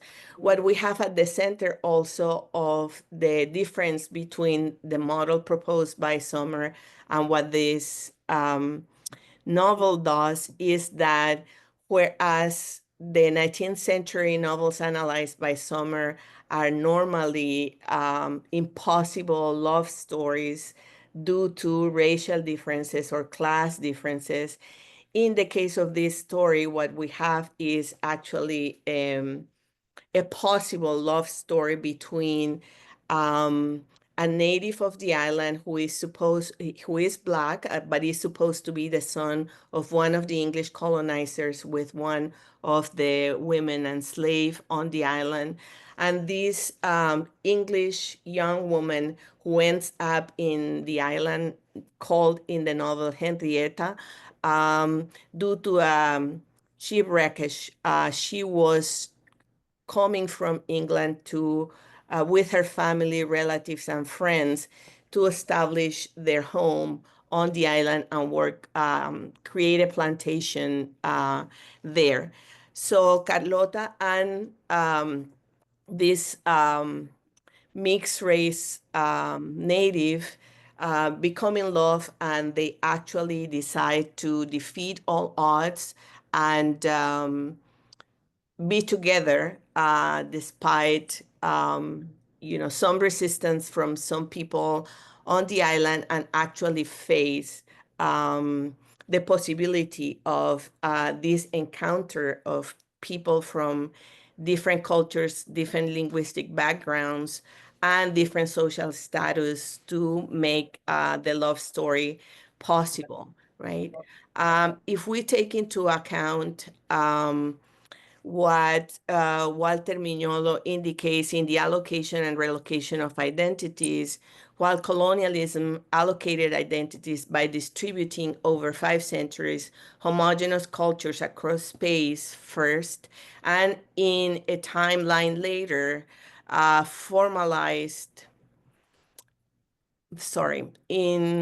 a timeline later, the human scale from primitives to European during the 18th century, formalized by Hegel's lesson on the philosophy of history, nationalism operated by linking cultures to territorial delineation within a space surrounded by frontiers, which at the same time created the distinctions between the native and the foreigner.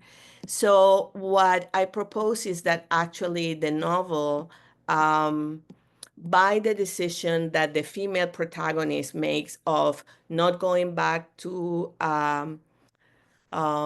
London and declare that this is her home and the place where she feels she can develop an identity and not just build a family, and by the fact that the native who joins her in this adventure decides also to confront the silence and even the lie about his origin, acknowledging the fact that he is of mixed race, and that doesn't make him any less in the landscape, the racial landscape and the social landscape of the island, is what thrives the end of the story. And what we can see at the end is that a variety of social ideas inscribed in this novel are all ostensibly grounded in what was considered natural of a family in the widespread society of the moment. And one can suggest that this natural and familial grounding, along with its rhetoric of productive eroticism, provides a model for apparently nonviolent national consolidation during periods of conflict. Whereas in the novel, actually, what one sees is that on one hand, the romance between George and Elizabeth, who are the two protagonists, is not established as a center in the story. And it is not either the construction of an idealized romantic story that is founded on a notion of traditional heterosexual family as natural, but it is actually everything about the relationship is unnatural for those parameters, right? On one hand, because it is a union or a love story that is decided by them on their own will. It's not decided by anyone else. It is thought and chosen, contradicting the norms. And in the end, they are going to propose a foundation for the new generations on the island as the new norm, as the new natural, which is the agency of those who engage in this process of coming together. The relationship is not based either on the idea of reproduction, having children. In fact, it is not sexuality that brings them together, but rather a shared sensibility because they love reading, music, curiosity, respect for cultural differences, and the acknowledgement of how absurd the limits in relationships that have prevailed on the island are. At the end, the novel proposes that hybridity is a central model to define a culture that can be rebuilt after abolition, and that is the result of a history of multiple colonizations and colonizers.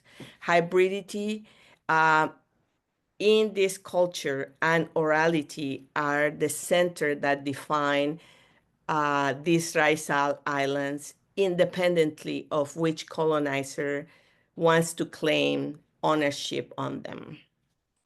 Thank you. Thank you. Thank you for your presentation, Monica. Thank you.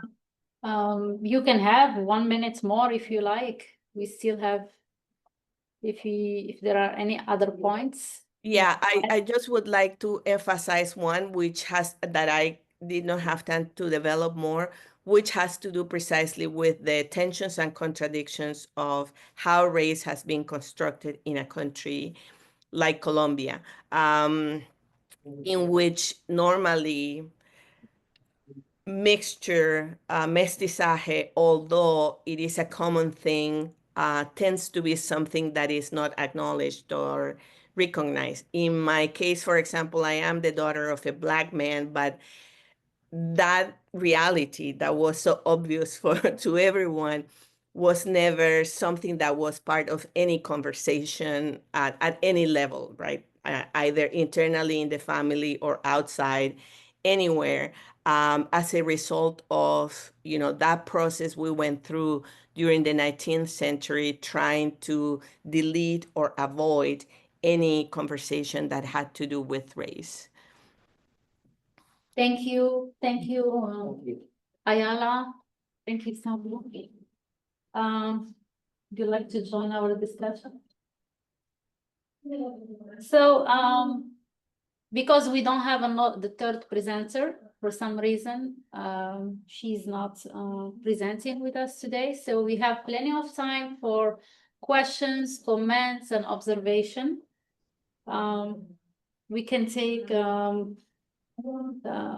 up to 20 minutes of discussion, or simply like elaboration of some points. Any questions?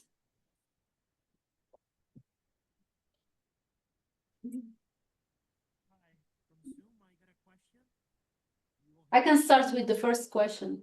For the first presenter, can you give us more examples on post-colonial dislocation in the novel, or episodes of represented by the novel that has to do with post-colonial dislocation?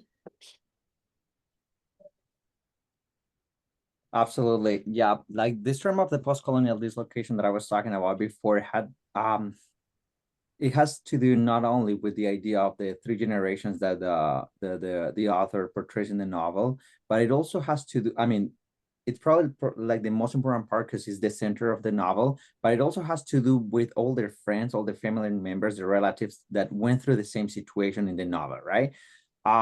Basically, what Germán does in the novel is show us like how this migration, it portrays or it shows a different kind of post-colonial fracture and post-colonial dislocation through the idea of a non-existent return, which I find that is very compelling and very important in the migration and diasporic studies, where return was previously seen as a final step of the migratory journey. So basically, in these contemporary migratory novels or scholarship, we're seeing like a different a rupture or a fracture in these movements where the dislocation is not completed in the traditional way, meaning that the return does not exist and it doesn't take place. Second, not only in Germán's novels, but also in a variety of other novels from Equatorial Guinea, from the Hispanophone Africa, not only from Equatorial Guinea, but also from the Maghreb. it becomes a tool to portray what happens in the migration from point A to point B, and what happens to the those journeys that are incomplete, those journeys that never end, or those those trips that never made their way to the destination, and let alone they come back. So this post-colonial dislocation that I was talking about before had not only to do with a geographical location, but also in an epistemic way, because this inheritance that Herman shows in the novel, it goes from one generation to the other one, meaning that the post-colonial dislocation is inherited as well. Thank you so much for your elaboration. Anybody with question or comments or observation? You can think about it. Okay, so we have a question here by Gabriel Perez. Can you all read it? This is for you, Marin, Alejandro. All right. So, how does Heredarás la Tierra fit within the broader landscape of contemporary Afro-Hispanic literature?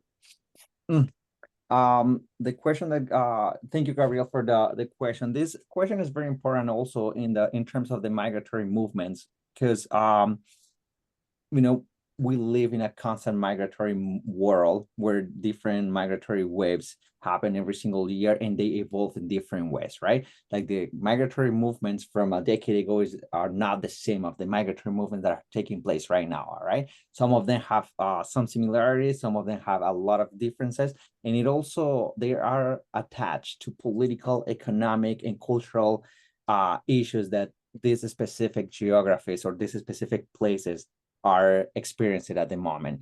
So in the case of Heredarás la Tierra, it portrays a post-colonial dislocation, not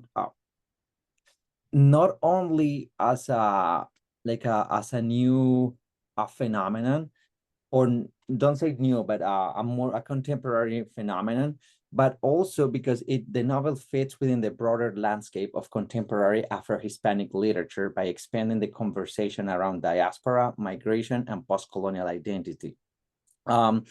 The thing with the Afro-Hispanic literature, it is that it used to be considered just a literature written in Equatorial Guinea. But 21st century, with the inclusion of some writers from Cameroon, for example, from Gabon and also these writers from the Maghreb, the works from the Afro-Hispanic world has increased, right? In their relation not only with Spain, but with Europe itself. So like other Afro-Hispanic works, the novel by Herman challenges binary notions of home and exile, tradition and modernity, and probably more importantly, blackness and whiteness. So what Herman does, or what his novel does, is very distinctive because its focus is intergenerational, right? So he basically showed us like 3 different histories in one novel, 3 different experiences that are inherited from one generation to the other one. And that's what I was talking about, the intergenerational fracture. The idea that displacement is not only a first generation experience, but something inherited as well. So that is part of this broader landscape of contemporary Afro-Hispanic literature, just one small part of all the issues and all the dynamics taking place in this, let's say, emerging Afro-Hispanic literature and scholarship. thank you for your reaction to the question. I will come back to you, Marin. And I have a question to Monica. First, why the selection of this novel compared with other novels? And also, you emphasize the hybridity. Can you tell us more, pin down some examples of hybridity and orality within the novel and how it impacts your topic?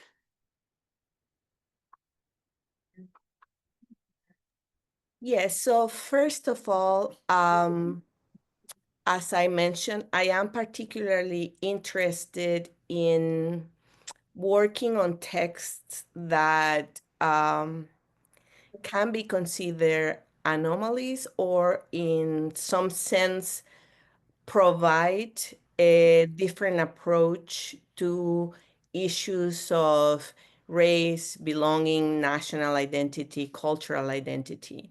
In the case of Latin America, there is a tendency to think about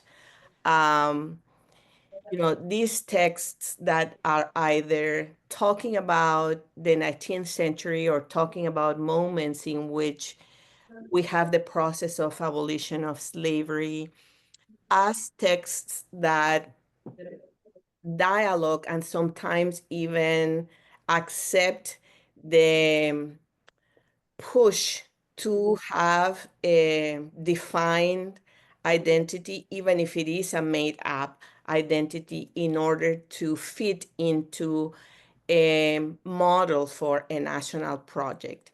In the case of this novel, again, it is from an island that has had a complicated history with Colombia as the main territory, in the sense of, it is even the myth says that those islands were given to a president of Colombia but as a present, a birthday present at some point in those moments in which corruption and those type of things happen. So the idea of where does San Andres and Providencia and Santa Catalina belong has always been questionable.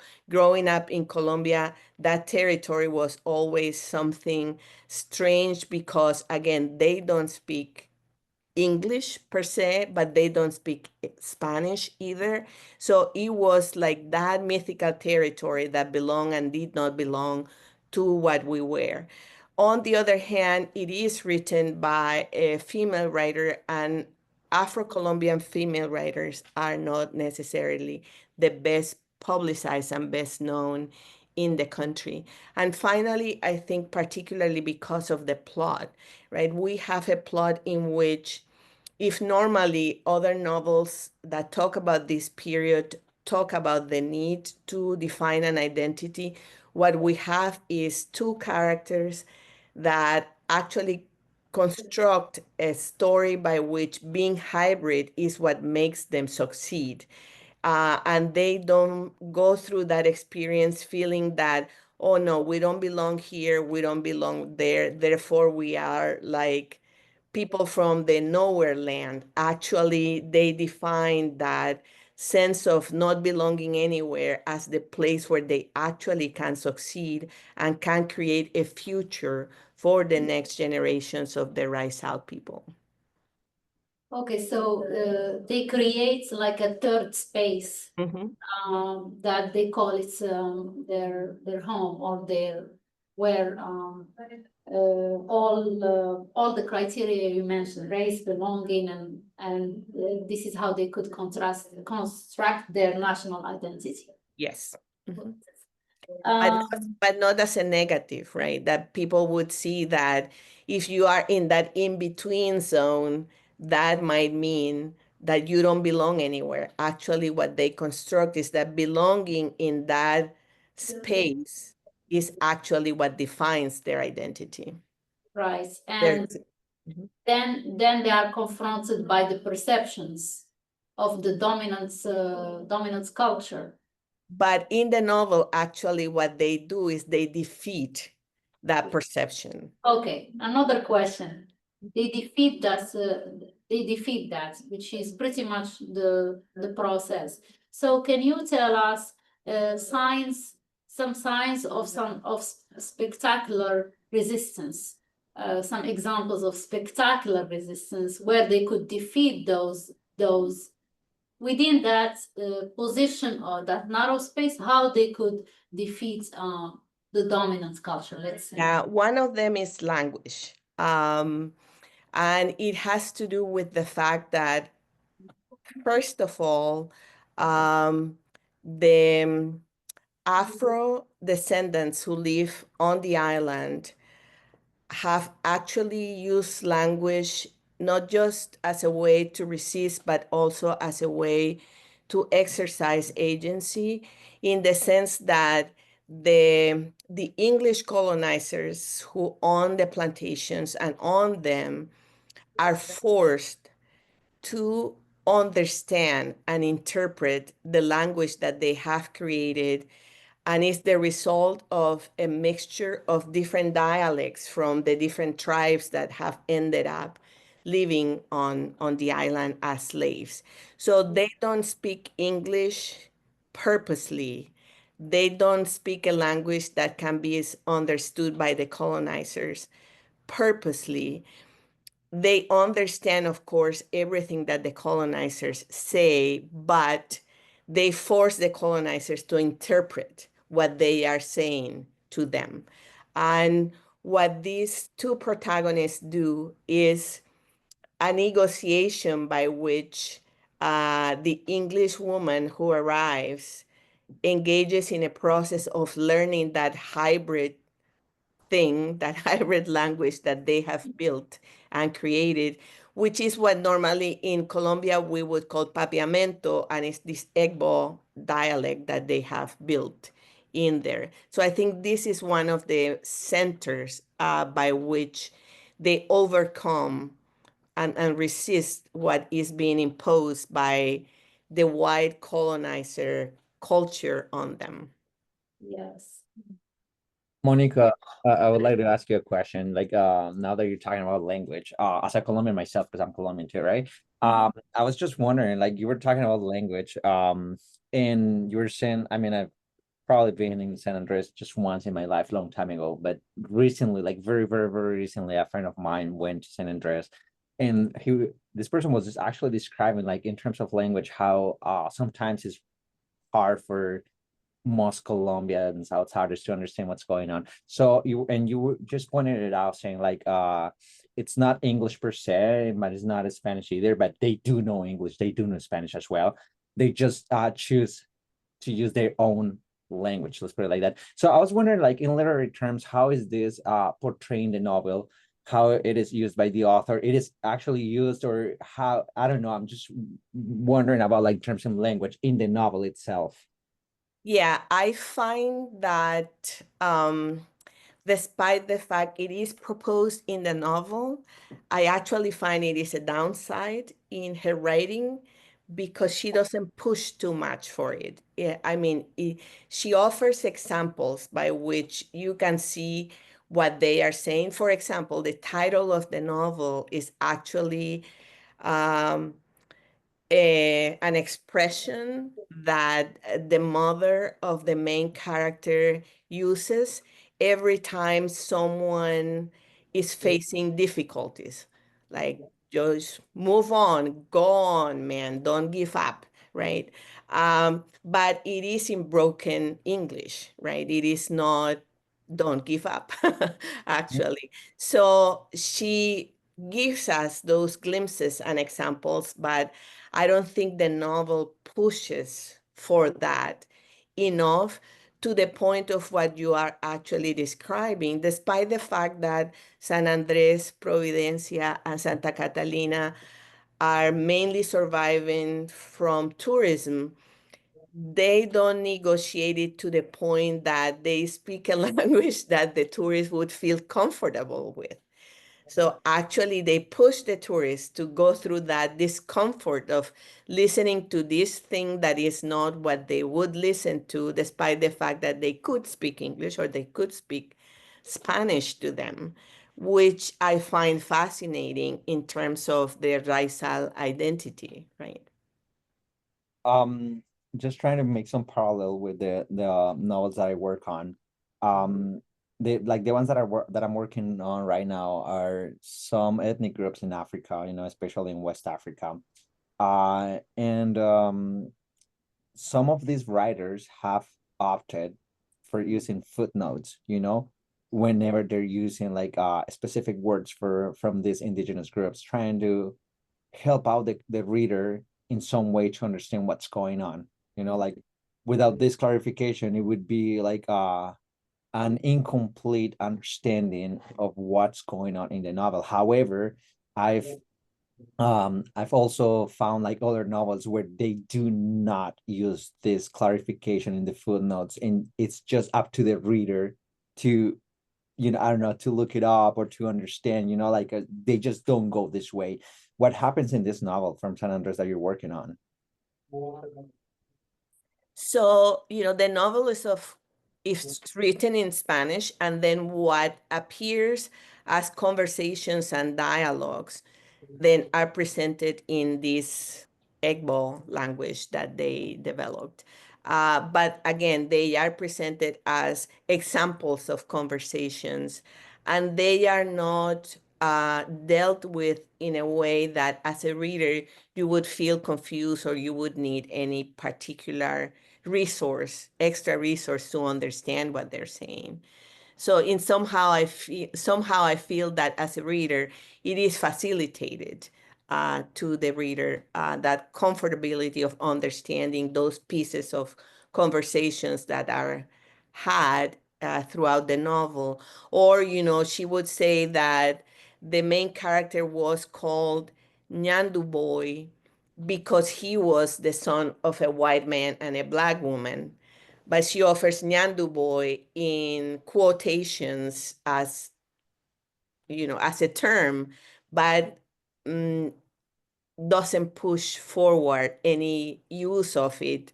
We simply have the reference that particularly all the males in the novel call him that way, but nothing else.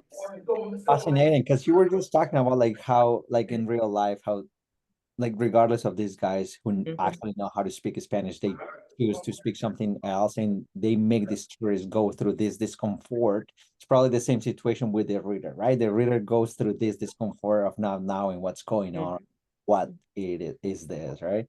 And I just find it interesting and compelling at the same time. Thank you.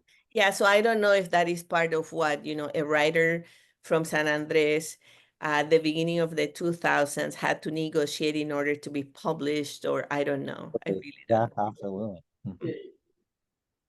Thank you for all this very rich discussion. I will go back to Alejandro Mare. I have a question. So you mentioned that in Heredora, there are three histories at the same time. So the writer like beautifully interwoven all of these histories at the same time. So did you think about intersexuality here? Yes, yeah, absolutely. That's actually one point that I just didn't talk about, like in the whole presentation, because I was just saying like how the repetitive or the palimpsest of the name Hanga refers or is in constant dialogue to the Colombian novel Cien Años de Soledad or 100 Years of Solitude, right? Trying to show like this narrative technique of repetitive or of repeating the name to show repetitive actions over the time, right? You remember when the Coronel Aureliano Buendía was constantly going through this situation, and they inherit this to their son, to their grandson, to their cousin, and to everybody in the town, right? So I think in my argument that Herman does pretty much the same in a different context as well, but it's this idea of inheriting not only tangible things, tangible dynamics, but also inheriting memory, for example, inheriting loss or inheriting culture. So this is a intertextual example that I found very fascinating with a very well recognized novel in the Colombian context. Now that Monica's here, it's fun and interesting to talk about. But yes, like those generations in Ethanga's novel, it's just like three different generations, while in 100 Years of Solitude, we're talking about like the whole town going through the same cycle of history, repetitive, like this it actually takes us back to this idea of post-colonial dislocation, but also as a loop, something that is repetitive and it never ends. Yes, it take us to post-colonial dislocation and diasporic fracture. That's why I thought about intersexuality. If I just question. Yes, go ahead. Alejandro, I think I have a lot to say, but how to just synthesize my whole question is, I'll try and put it this way. Did you say something about Teodoro Obiang, the president of Equatorial Guinea, as the longest president in the world, longest serving president? Did you say something like that? Yes. Which no, I think maybe there should be a real look at it, because Paul Biya of Cameroon is the current long serving, even on the African continent and in the world right now. So All right. check it out, Paul Biya of Cameroon. And my question is also about, how do you think Equatorial Guinea post-independence, they've witnessed a lot of authoritarian rule. You mentioned it at the early part of your presentation, including their excess of natural resources. Having autocratic rule presiding over huge resources in the country, how do you think it's in connection with your post-colonial dislocation and other stuff? Because all these arguments will definitely lead to the corridors of power. And once you have autocrats in leadership or in the area of power, how do you connect the nexus between post-colonial dislocation and autocratic rule by, Obiang and his family? All right, that's an interesting question considering the political situation of Equatorial Guinea. Thank you. I'm gonna have to check that, check those dates one more time. Probably what I wanted to point out as well is just it's part of the same family, Obiang and Francisco. So just take it like as the same rule pretty much, right? Since 1968, but Obiang took over in 1978 after the coup d'etat. Now to answer your like the second question you had, it's been interesting and important what's going on with the literature of Equatorial Guinea, because there's a solidarity among migrants, meaning that the authors, especially Germán or Donato Ndongo, Juan Tomás Ávila Laurel, etc., they're tending not to show migration from Equatorial Guinea specifically anymore, but it's showing like a solidarity with other nations, specifically Cameroon, where most of the characters in their novels in the 21st century, especially, they come from Cameroon or they go through Cameroon in their way up to Europe. This idea or this technique, it is very important because it doesn't only break these borders, the physical borders between Equatorial Guinea and Cameroon in this conversation only, but it shows like the African migration as a migration that it could be collective, and it doesn't show a difference between the Equatorial Guinea migration and the Cameroon migration, for example, especially when they go through Cameroon and all the way up to through the Maghreb.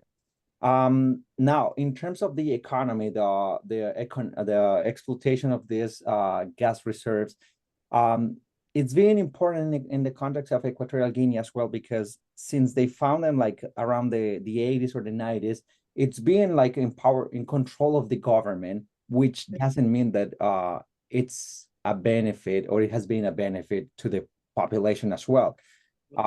This creates a forced migration, since it creates some inequality between the government or this ethnicracy, the way we call it, because both Francisco and Teodoro, they belong to the same ethnic group in Equatorial Guinea, showing some kind of ethnocracy in Equatorial Guinea.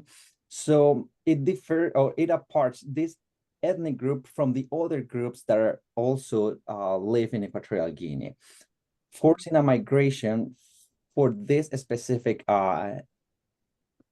communities that are in conversation with other ethnic communities also in Cameroon, for example. The economy, it's being good for a specific and a small group in Equatorial Guinea, which eventually takes the rest of the population in a forced migration that is not in conversation with specifically with the economy in other countries. It has nothing to do with them. But in the literary analysis that other writers are writing right now or that are publishing right now, there's this solidarity where they try to break these borders, like I said before, try not to say like this is the migrant from Cameroon, this is the migrant from Equatorial Guinea, this is the migrant from Guinea specifically, but just trying to show this solidarity, to show like to put them as a collective movement, because there are some similarities in these movements, and they share the same experience, specifically when they going through the Maghreb. Some people argue, for example, that since Equatorial Guineans, they speak Spanish, they have some advantage when they're migrating to Spain, right? However, it doesn't mean that the experience there, or like what they are experiencing in Spain, is different, right? Probably there's some dislocation in terms of geography, in terms of culture, in terms of knowledge. There is not a dislocation in terms of language, because they can communicate. But the novel, that's exactly what the novel does. Try to incorporate every single group as one, and not try to separate all of them in different African migrations. All right, I think it is good. Impressive. Thank you. So you mentioned, when you mentioned home, exiles, and tradition, and the way Herman talks about it, what are the impacts from the Maghreb?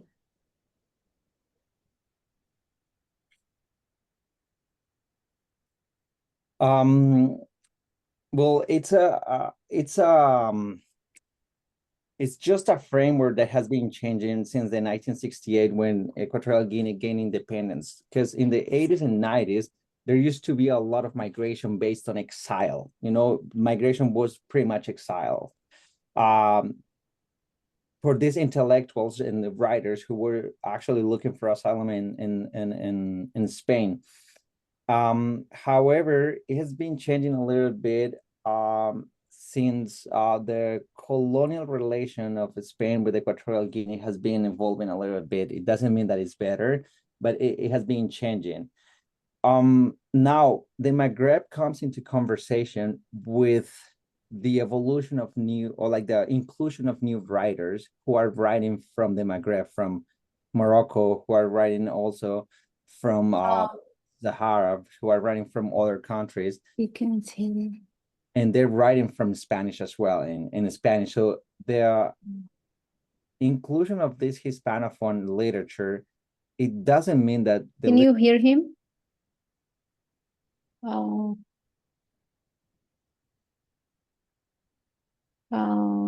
Can you hear me? Yeah, we can't hear you. I can't hear you. Can you hear him, Ayala? Yes, I can. Yes, you can? Yes. Okay, so this is a problem we have. One second. Can you try talk again a little bit, maybe? Yeah, absolutely. Oh, yeah. Can you hear anything? No. He's talking and I can't hear anything. I think Both of them. Alejandro's, this one Yeah. is paused, or? No. Oh, I thought it's paused, man. No, No. I can't hear both of them, but they can hear each other. Can you hear us either? I think I can hear We Monica, can't right? hear them. And I can hear you I too. don't know. Yeah, I think we're good. We're good. Let me see. Oh, things going fine. Check the microphone here. Yeah. No. I think it's fine. Doreen.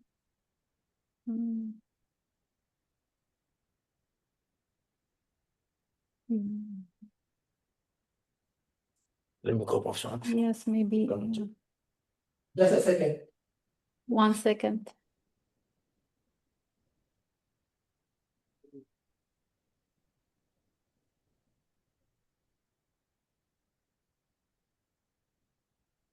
It's coming. Who's coming? Yeah. Don't know because. What happened? All of a sudden, The sound. we stopped hearing them. They hear each other, but we can't hear. Did you do anything? No, I was sitting here. I don't know what's She's right gonna- there. I can hear you. Now they are Oh, back. no, Yes, what happened? I don't know. I don't know. Go ahead and talk. Okay, All right. so we go back to your developments on the relationship with the Maghreb. Yeah. So, well, I was saying that this idea of the exile, and not only the exile, but also the categories of displacement, call it immigration, migration, exile, the different categories of departure, they've been changing, right? They keep evolving, trying to incorporate different ideas. Nowadays, we're talking about, I'm going to put it here in the chat. We're talking about the idea of exile, right? Which is like this concept that is being used right now to talk about the idea of immigration and exile at the same time, how both are interconnected, but share some similarities with our categories as well. So the idea of exile in the novel, it resonates with other novels from the Maghreb in both because in both contexts depict exile not simply as like physically or physical displacement, but as a profound rupture in identity, memory, and belonging, right? For example, in the literature from the Maghreb, particularly from Morocco or Algeria or Tunisia, exile often involves negotiation between colonial languages like French or Spanish, for example, or French, or the negotiation between these languages and indigenous identities, for example, which is pretty much what's happening here in the novel of Herman. Yeah, like the migrant in Heredarás la Tierra, he comes from Equatorial Guinea, but something that I probably didn't mention before is that he does not speak Spanish, right? He moves to Spain, and that's where he actually has to survive. He needs to learn the language. He needs to start negotiating ideas of language, ideas of knowledge, and ideas of identity as well. So that's something that resonates with the Maghreb, and that's why we have like this solidarity, not only in terms of literary, but also in terms of political and sociological movements.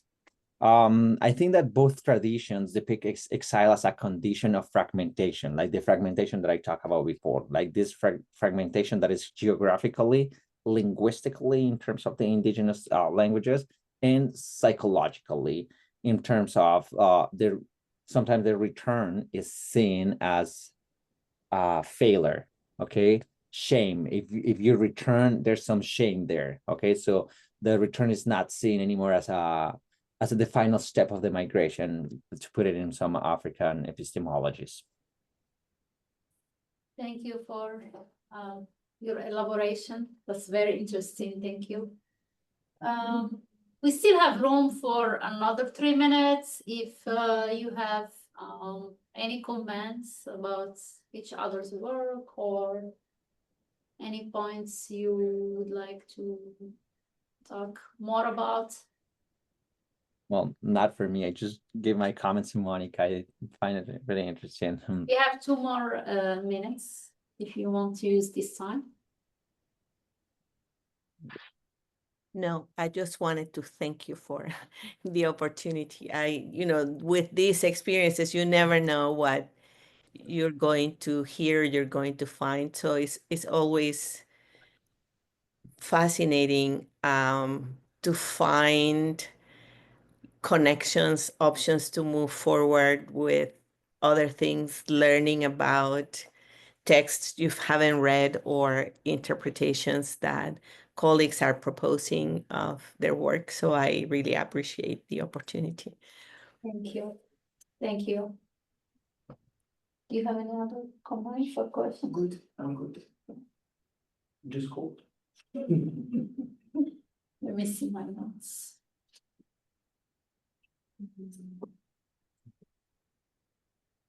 Remind them that they want to attend the keynote that is at 4 o'clock on section on Okay, if you want to attend the key, I said, okay, it's 4 p.m. 4 p.m. exactly. yes, so the same link that they're on right now. All right. So Robinson was the character or the writer? Like Monica. No, the Hazel Robinson is her name, the writer's name. Okay. The main characters are George and Elizabeth. Yes. Okay. And did you at any point did you find the style journalistic or narrative?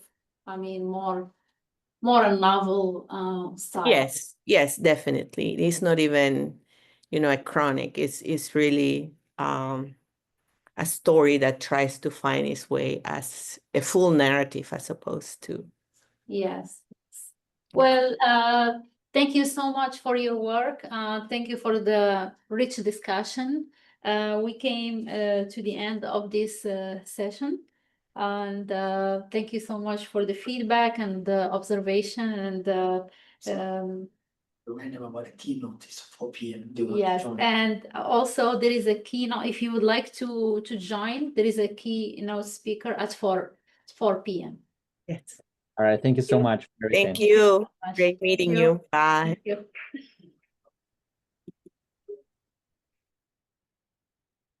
All right. Hi, Asmaha. Hi, how are you? How are you? I'm fine. You came yesterday? Yes, I was there. Yeah. Okay. You've done a great job too. Thank That's you. very excellent moderation. Yes. It's good. Thanks. I wish I have read the novels before. Same here But sometimes. it's very It's interesting. very interesting, Yeah. and once you Also- read them before coming, you'll be able to get a lot of understanding. That would rather trigger a lot of questions. Yeah. But But see, I- this is nothing from what I read really, especially this one. no, the three of them. The topic is the keynote in here at 4 At 4 p.m. p.m. But it's in here. I don't know, ask Sean. Is this from B? This is A. Section 8. Section A, 8A. Everybody ask me and I just got here. Why? I'm so. You lost. So I said like this, so the area, the Spanish speaking novels, really, I've never read any Spanish speaking novels, but the topics are the same. Yeah. The themes are the same, colonialism. Jake, how are you? You just. The keynote speaker. Yeah, I didn't know. Now you can continue. I think, did he hear you? Yeah, yes. How are you? How are you I'm doing? good. How are you? Good. Thank you. I don't want to turn on my camera because I don't want to look like Olmec, like the Legends of the Hidden Temple type of deal. Just be like, hello. But I'm good. Sorry I couldn't be there, but now you get this nameless photo of me. How fun. Yeah, we're here. Good to see you. It was not like the presentation on Booker T. Washington. I knew you would attend that one. Yeah, no, that one was really interesting. It was really fascinating, so I was glad to see it. Yeah. we're here. Yeah. All right, Jake. Thank you. Thank you. So, we're here.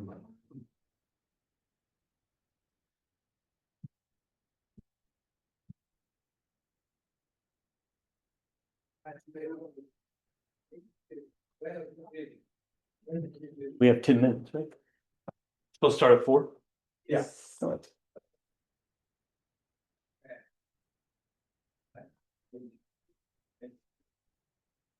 Do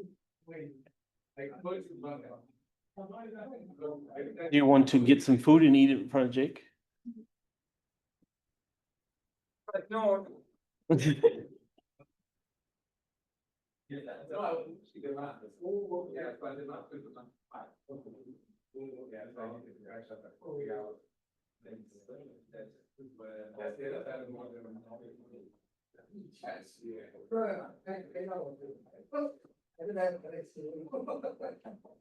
Oh no, Jake.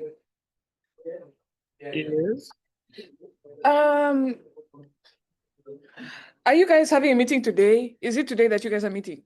I thought, I don't know. I haven't heard anything from anybody. So Yeah, because I'm just in here, so yeah, and I told them that I wanted to meet after this was all done, if possible, so that maybe you could meet with us. But if not, I haven't heard anything. So Max didn't say anything. Look again, but Uh, they said 6. oh, okay. Would you be okay with that? I am. It's so Okay. cold. Cool. Yeah, it's so cold in here, Jake. Oh my gosh, I'm sorry. I'm freezing out here, right? 4:20. When we get there, 4:20. When we get there. More than enough. Because there won't be anybody. Yeah, Jake, I don't think I'll be able to make it today. That's fine. I'll let them know. Yeah, We'll miss you, but but it's fine. I'll probably like be in touch and then see what we would do. Okay. Yeah. After chatting.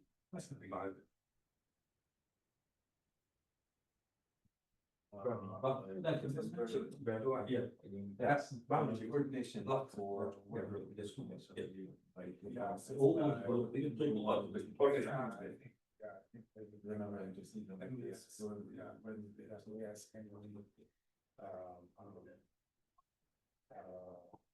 Maybe something like this may work for all the days, you know. And we didn't pick up the thing from. I did. Oh, you did? Okay. I should did. I went there once, it didn't have it, and I wrote to the lady, so I asked her, she apologized, she forgot, you know, like yesterday. Close to closing, it was there, but I didn't know. Thank you so much. Well, it's not much, it's today. So Tuesday, yeah. People start Tuesday, man. I'm sure that it is. Yeah, yeah. Only place. Oh, so what else do we need? Not the top from the so the dog or.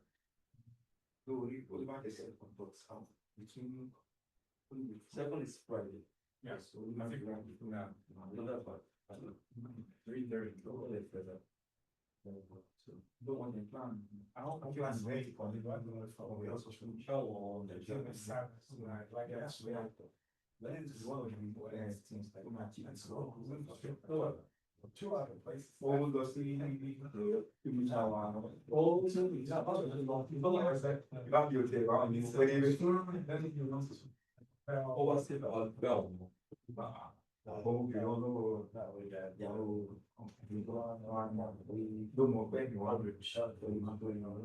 him. Give us the aim for. So what best I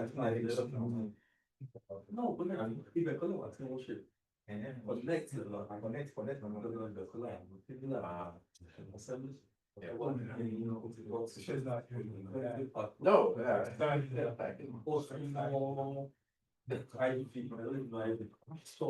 yeah, yeah. Where do you buy food? Walmart. My food, magazine, dinners, no. Oh, okay. So making IP is say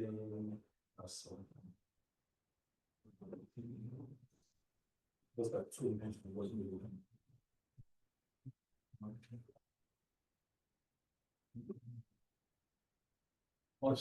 Yep. Yeah. That's nice. I was going to do a good job, but James Stewart.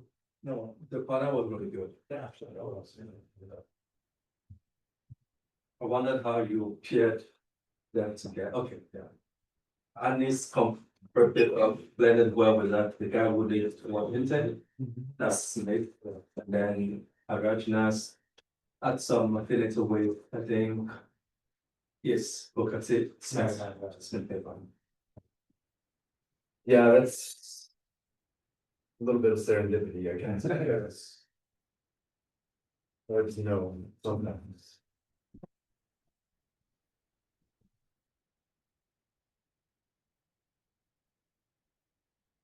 The era studies workshop wasn't well at time at all. Yeah, sorry, that's what I was gonna ask. Like, what does that mean? Like, yes, just about 9 people. Okay, including 3 speakers.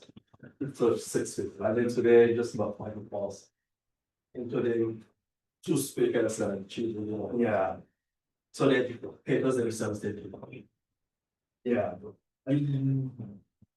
Yeah, we have to, I mean, we have to think about like how to do that better, but I'm thinking. Yeah, and it's just. We want to do this thing and maybe the educator wanted to, but.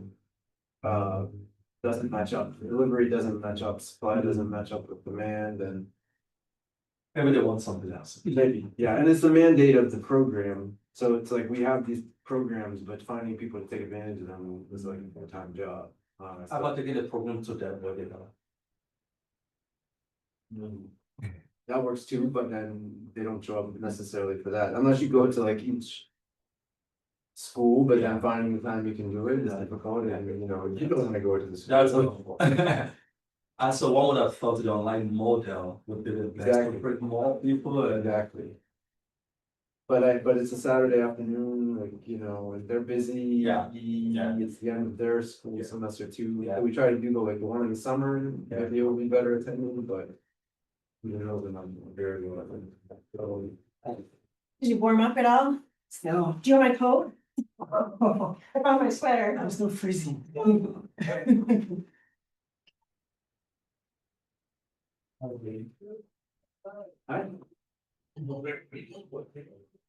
How is it? You good? No. Yeah.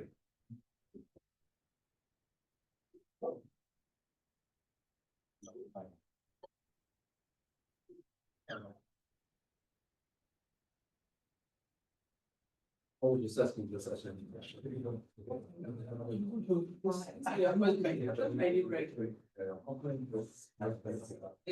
Okay. Okay.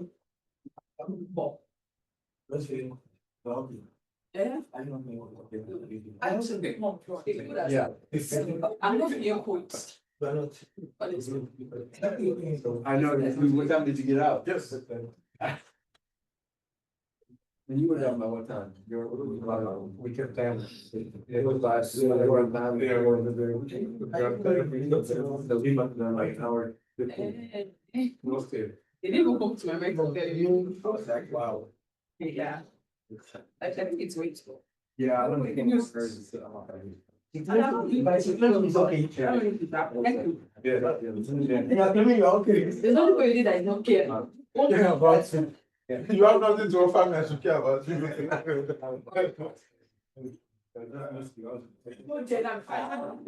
I'm also. I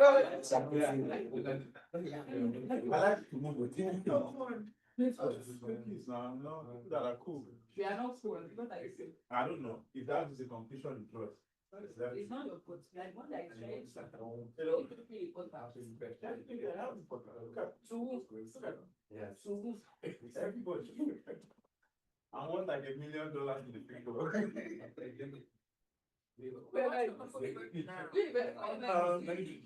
Yeah, so I think tomorrow. Yeah. It's $100. Yeah, this one. I'm not saving money. My money is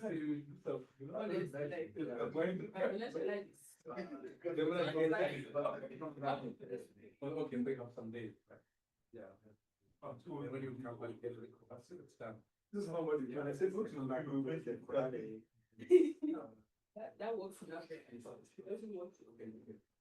They take away my credit because that's how it does now.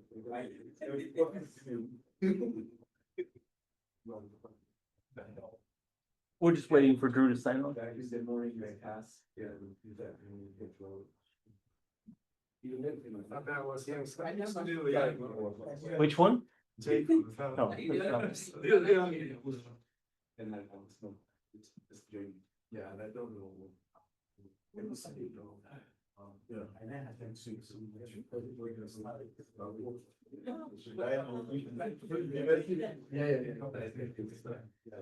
What's that? Maybe next week. Like, good. He is dancing right now. Students have dance classes now. Oh, that's how I keep her busy. Send her to the art center. Sounds cool. So you leave tomorrow early? Mine,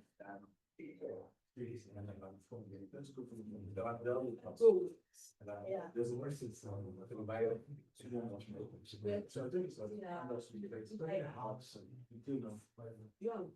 Oh, isn't that a pain? We're like leaving him to clean for someone. Up when I went to Sunday. We still need to have 2:10, no 2:20 in the morning. Some sleep out and everything. Emily? Yes, yeah. You just say you got a phone. I have some. No, it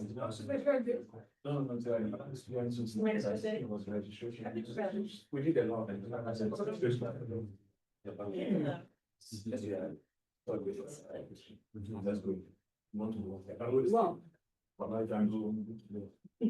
That's good. Yeah, I'm good. Yeah, I don't know. So, say the truth. You guys like to ask. But by this time of the year, some of you. But I don't think that way now. Yeah, that's not that way. Sometimes they like me. This is not the American dream. Don't worry, you still have more years. You will change, it's wrong, you'll get used to it. That's what it's now. Vision. You could allow me to have experience. Let me be the seniors. Well, You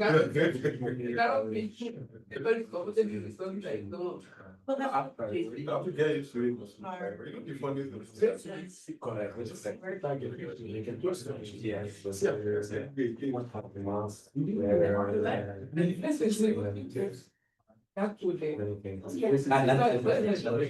Not we have to decide where we want that. Somebody like.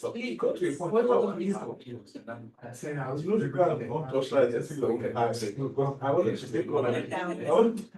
You see that really December, nothing to do here. Yeah, no, I mean, it's something. Alarm said people walk away. Wow. Yeah, that's. So it's not. There he is. You didn't have to get quiet. Yeah. It helps when I said, we're ready when you are. Then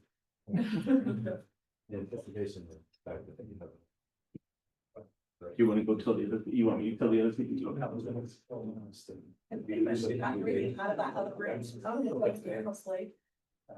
So you're doing. Right. Hey, Drew. Hope he's still catching. It's very young now, you know, so one thing boring. Let's go to the other. It's not a minute from now. It's a life thing good here. So he wants to show his right. Very confident. Yeah.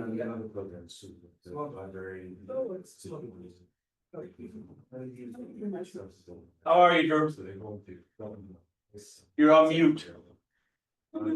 See, unmute. Okay. You're great now. Oh, now, okay, perfect. How are you? I'm doing well. I had to adjust. I thought there was a time change, and technology in my home office a little off. So, anyways, I'm here. We're good. We're good. We got a few people in the other room eating, so that they're on the other screen. So hopefully they'll join us. If not, they'll see the other from the other room. Oh, wonderful.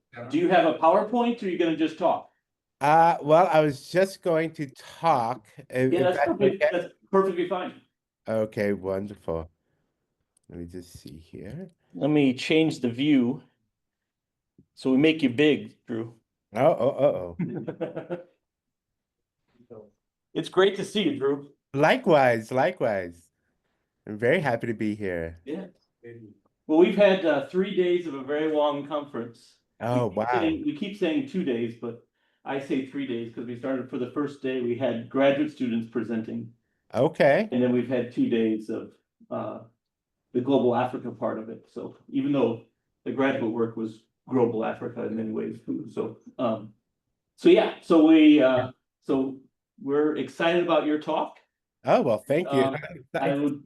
I will do a brief introduction. Okay. And then we'll kick it off and let you go, and then we'll ask you questions at the end. Sound good? Oh, perfect. Absolutely. Right. So I've been talking to him. So this is Andrew Rosa, Dr. Andrew Rosa. He's an associate professor at Western Kentucky University and a former colleague, well, he said colleague, but a former graduate school colleague with me at the W.E.B. Du Bois Department of African American Studies at the University of Massachusetts. We were two of the first three cohorts, so we're old, and but it was an exciting time, and Drew was one of my favorite people to talk to and hang out with. So, and he's been working on St. Clair Drake for his professional career. How's that, Drew? Absolutely. A And, lot of time spent in the archives for sure. Exactly. 25 years in the archives is what we say. And so he's going to talk today about St. Clair Drake and his ideas of global Africa, Pan-Africanism, and in some ways connected to the newer scholars and how they're conceiving this, and whether Drake is in similar ideas or different ideas than them, right? Absolutely. Sound good, Drew? All right. Sounds Take it good. away. Okay. So I'm pleased to be here and to share a little bit of my work on Drake, which quite naturally has a lot to do with global Africa in terms of how his life experiences sort of resonate with how Missouri is thinking about global Africa. And so I want to sort of get into that. And I'm going to sort of move back, and Michael West as well. I'm going to move back and forth. Some flexibility is not all sort of fleshed out, but I just wanted to sort of share with you how I'm conceptualizing Drake's kind of life history relative to ideas that are advanced by Ali Missouri and Michael West. So the title of my talk today is St. Clair Drake and Practice of Diaspora, Rethinking Roots and Routes of a Global Africa in the Modern Age. I'd like to begin with this quote that is very powerful in terms of how Drake sort of imagines himself as an anthropologist. And it's something that really has meaning as he sort of moves through these sort of academic and non-academic spaces. And this comes from an interview that he gave to the anthropologist George Clement Bond in 1987, where he stated that had I not been Black, I would have been a very different kind of anthropologist. Interest in theory has always been subordinated to my preoccupation with Black liberation.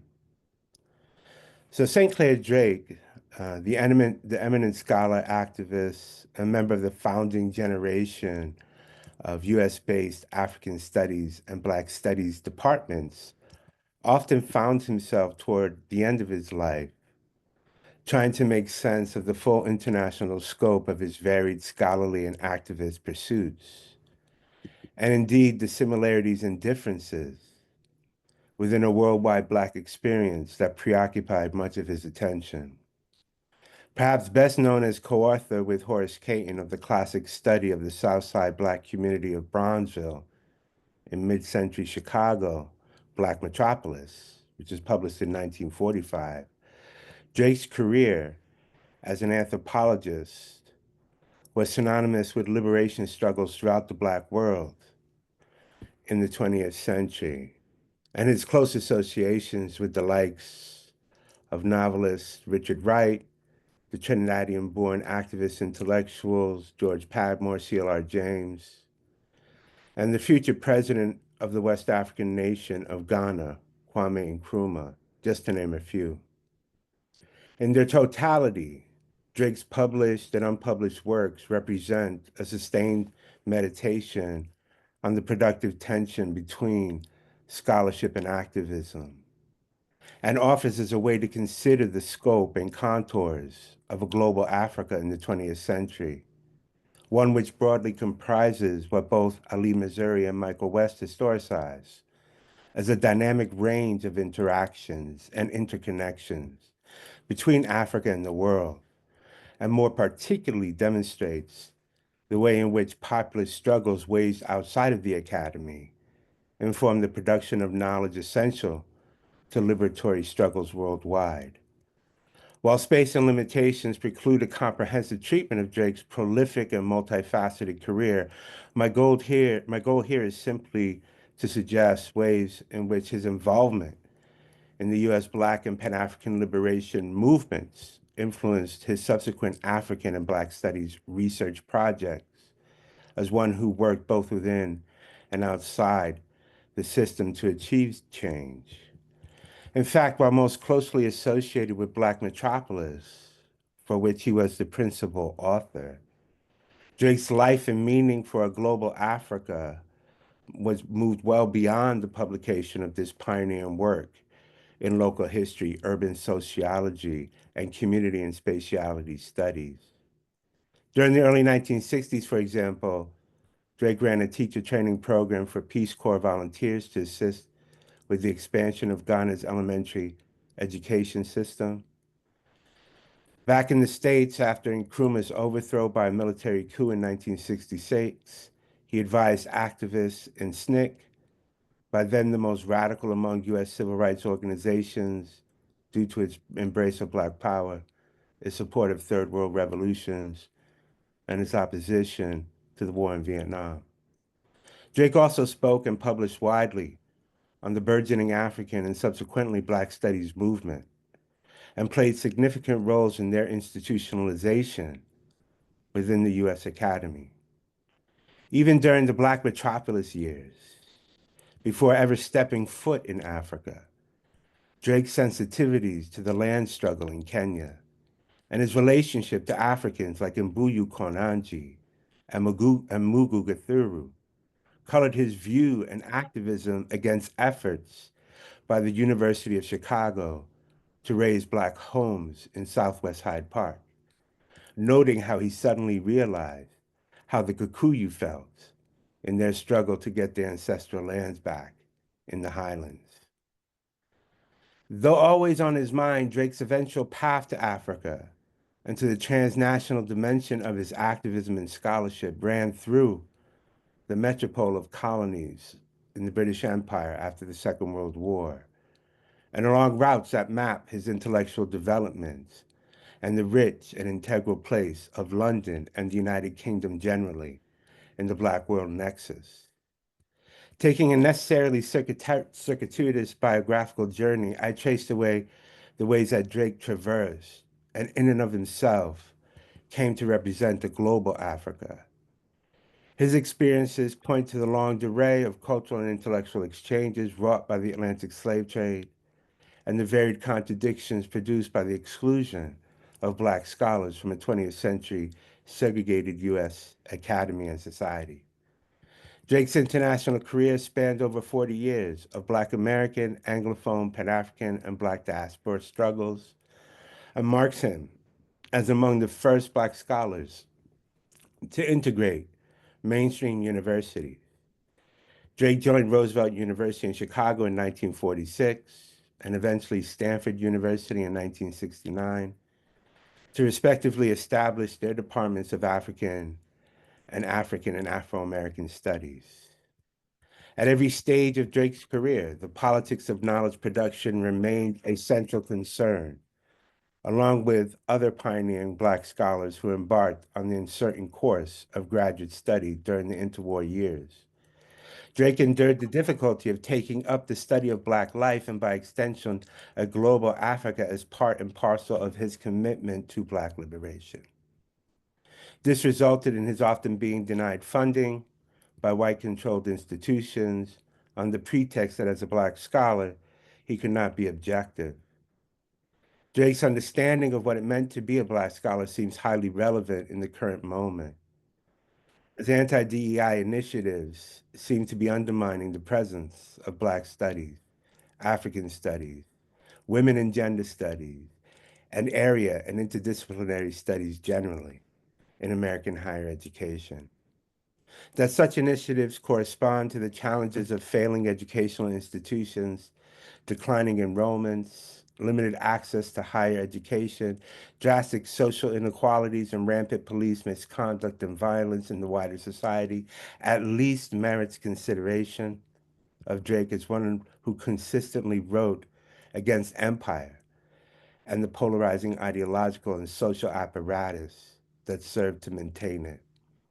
In this sense, while Drake framed his life and scholarship within the rise of a global post-Second World War Pan-African movement, his interests in a global Africa, both ancient and modern, was grounded in the ways in which Black folk here and there, and across Africa and the Black diaspora, to quote the titles of two lesser well-known works that belong to his oeuvre, experienced and responded to the problems of race and racism. Again, my goal for today's talk is only to point to Drake's prolific and multifaceted career, to illuminate the ways in which his involvement in the U.S. Black and Pan-African liberation struggles influenced his subsequent formulations of African Black studies and his research on the African diaspora. So John Gibbs St. Clair Drake, Jr., was very much a product of the new Negro era Black militancy of the 1920s and a burgeoning global consciousness in which Black African peoples asserted what Azuri and West term a sense of solidarity and shared destiny. He was born in 1911 in Suffolk, Virginia. His mother, Bessie Lee Bowles, was a native of Virginia, where she trained as an elementary school teacher at the Virginia Baptist Seminary in Lynchburg. His father, John Gibbs St. Clair Drake Sr., a Baptist preacher from Barbados, served as international organizer of Marcus Garvey's United Negro Improvement Association from 1925 to 1930. When Drake's father realized that many members of his congregation were taking jobs in the steel mills of Pittsburgh, he moved the family and his church to the Hill District of the city in 1916, joining the streaming tens of thousands in search of a better life. When his parents separated in 1921, Drake, age 13, moved with his mother to Staunton, Virginia, where he first encountered segregated schools, but also highly motivated teachers, the benefits of Black culture, Negro History Week, and his earliest awareness of Africa through Baptist church missions. I find Virginia, the Upper South, like uniquely interesting in terms of institutions, in terms of spaces that sort of were developed there, in terms of facilitating an aspect of a global Africa. I think particularly about the Virginia Baptist Seminary in Lynchburg, which produced personalities like John Chilembwe, right, who from Nyasaland, who was given a scholarship to study at the Virginia Baptist Seminary, a Black institution where he comes under the influence of Baptist theologians and clergymen and missionaries, and becomes a really important voice in the struggle in Nyasaland against British conscription of people in Nyasaland, which is now Malawi.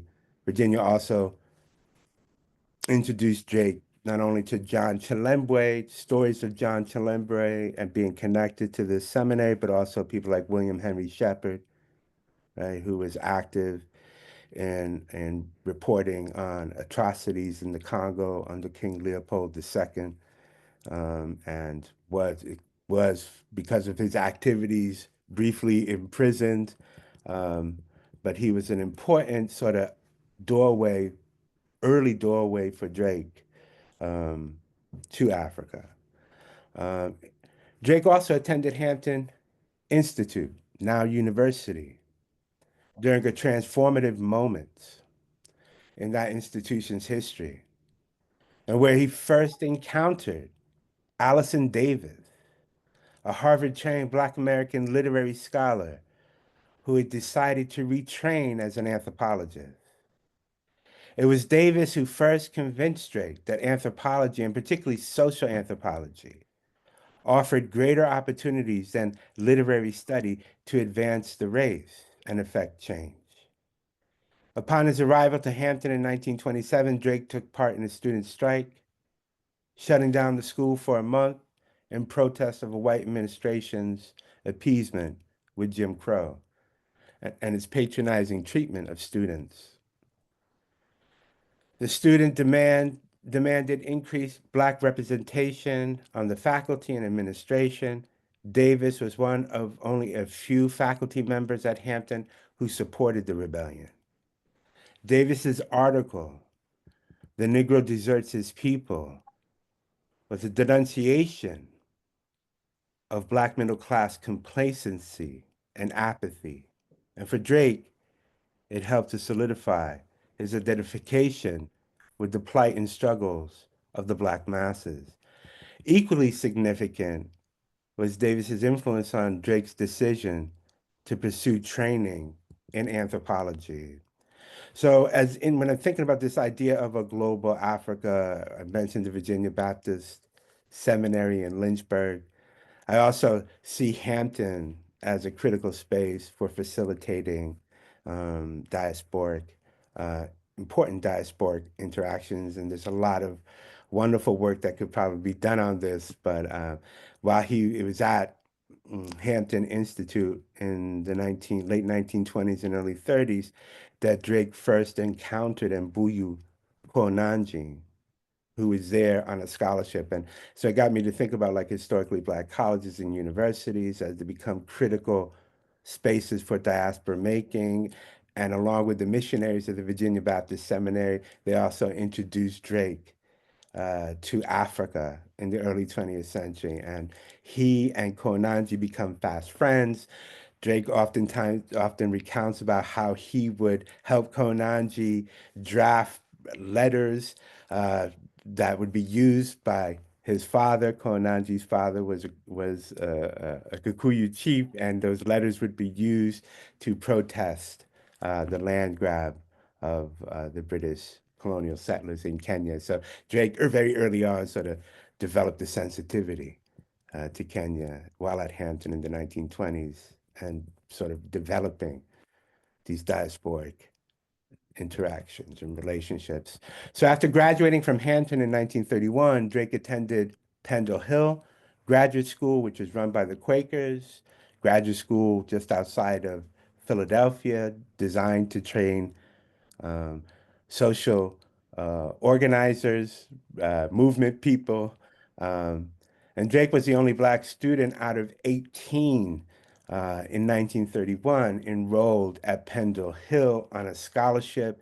His purpose there was to cooperate in a study that was being conducted by the anthropologist Rachel Davis Du Bois, who believed that intercultural dialogue could improve race relations.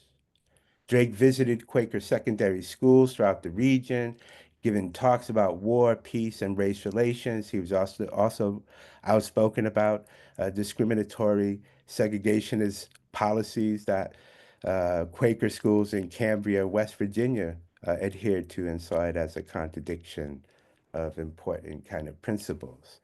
From the interwar years onward, issues of race, relations, and political change in the United States were often framed by global challenges to colonialism.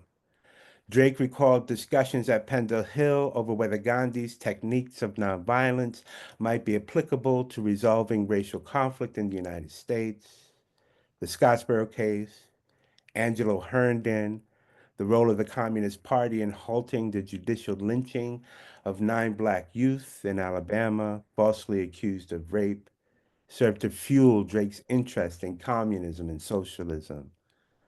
Drake claimed that his political outlook was also shaped by the writings of W.E.B. Du Bois at the time, who was editor of the Crisis magazine, the Journal of the NAACP. And this is also a period in Du Bois's life history where he is sort of embarking on a very sort of radical moment. This is an era that would give rise to Black Reconstruction and this sort of do take that would challenge the Dunning School of Reconstruction historiography. So in 1935, Drake began to practice the role of participant observer when Allison Davis recruited him to join his integrated research group studying class and caste systems in Natchez, Mississippi, while Davis and his wife Elizabeth associated with the town's Black elites, and Burleigh and Mary Gardner, the white researchers, studied the white community. Drake was tasked to interview the Black working class. As he recalls, I was brought in to work under disreputable joints in the juke houses and the shouting churches. The collaborative research projects resulted in a book that would be co-authored by the Davises and the Gardners called Deep South, which was published in 1941. I see that important community study as the first in an important trilogy of community studies with which Drake was extensively involved from the mid to late 1930s all the way up into the mid 1950s. The collaborative research project, which resulted in Deep South, and which extensively involved Drake, even though he wasn't listed as one of the authors, and that gets into the politics, the racial politics especially, of giving people credit and so forth. But Drake also taught at the newly formed, while he was working on the Deep South Project, he taught at the newly formed Dillard Institute, now University in New Orleans, where he hoped to eventually land a job once the school introduced the anthropology program, which never actually transpired. But Drake spent his time at Dillard uh, over the course of 2 years, moving between Natchez and across Adams County, Mississippi, studying, collecting data on the Black working class, sharecroppers, tenant farmers, and he also became active in helping to organize sharecroppers and tenant farmers in the region. Drake often debated with Davis over the ultimate objective of their research, whether it was merely to study systemic oppression or to smash it. In 1937, Drake obtained a Julius Wilson Royal Fellowship to begin doctoral study in anthropology at the University of Chicago. As Drake recalled of the handful of Black pioneers in the discipline, we believed in the discipline and that it had relevance to the liberation of Black people from the devastating consequences of over 4 centuries of white racism. What I find interesting again about space is that Dillard, again, is this other space in the South that sort of served as that helped to sort of facilitate really sort of important kind of activities. While Drake was at Dillard, he participated in organizing an anti-lynching crusade on college campuses, the campuses of HBCUs across the South. It was a nationwide kind of anti-lynching campaign in which he sort of collaborated with Juanita Jackson Mitchell, who was an executive of the NAACP youth councils, and also Mary McLeod Bethune. And I thought that was very interesting as well, sort of organize these anti-lynching activities. And then also Dillard University or Institute gave Drake the opportunity to sort of the space and the freedom to and this is in the mid-1930s, to lead a local protest movement against Italy's invasion of Ethiopia. So I find it very interesting when we see like the place of HBCUs in the South, supporting, protecting folk who are engaged in important kind of civil rights, anti-fascist kind of initiatives. And the reason why that's happening is because Horace Mann Bond oversaw Dillard University in its early years and allowed faculty to engage in various activities, including studying the South, but also becoming active in protesting aspects of the South. So, and of course, fascism and anti-democratic stuff that was happening across the globe. But I think Bond, Dillard, and along with Drake, Dillard becomes this important space of Black intellectual activity. Drake is there with Lawrence D. Reddick, for example. Benjamin Quarles is there, and like Drake, many of these people would leave Dillard and move up to Chicago and become important at the University of Chicago. So it's an interesting kind of trajectory. But Drake's formal training, after Dillard and his Deep South years at the University of Chicago, would be interrupted by a New Deal funded project with the sociologist Horace Caton, who was a graduate student in sociology under Robert Park at the University of Chicago. Drake and Caton were part of a data gathering effort on the Black community in Chicago, its voluntary institutions, and relations with the larger white society. The project would result in a book, Black Metropolis, a work that would suffuse with Black American wartime demands for equality, and a work that would also proffer a social theory of a Black community as a product of racism in a larger white community, but a world belonging entirely to Black people. The implications of such theorizing, this idea of a Bronzeville, of a Black community representing a metropolis within a metropolis, had implications for racist discourse on Black communities as constituting ghettos during this period. Drake sort of presents us a slice of Bronzeville that shows it as a world belonging entirely to Black people and one in which folks do not necessarily want to run away from. Drake's future wife, Elizabeth Dewey Johns, a white sociology graduate student at the University of Chicago, also worked with Drake on this project. Much of the data that was collected became part of the Warner Caton database collection, which was absorbed by the Negro in Chicago collection after the study was completed. And so you can go to the Vivian Harsh Library in the south side of Chicago, and you could just see all that wonderful, beautiful data that was amassed by Drake and Caton during this period while working on Black Metropolis. So when Drake received a Rosenwald grant to write his dissertation on a multi-ethnic, following Deep South, following Black Metropolis, Drake would receive a Rosenwald grant to write a dissertation. And this is what I see as his third project. And keep in mind, he hasn't received his PhD yet, right? He's already embarking on a third sort of monumental kind of project. He gets a Rosenwald grant to study a multi-ethnic community in the British Isles following the publication of Black Metropolis. He's drawn into, through this experience, he's drawn into the global politics of Pan-Africanism and Black radicalism. Drake's study of the community of African and West Indian and Arab seamen in Tiger Bay and Cardiff, Wales, and their UK-born progeny during 1947 and 1948 was slated to be one of the several case studies that would be directed by William Lloyd Warner, would include Deep South and Black Metropolis, and would involve the participation of what they call functional anthropologists, British-based functional anthropologists like A.R. Radcliffe Brown.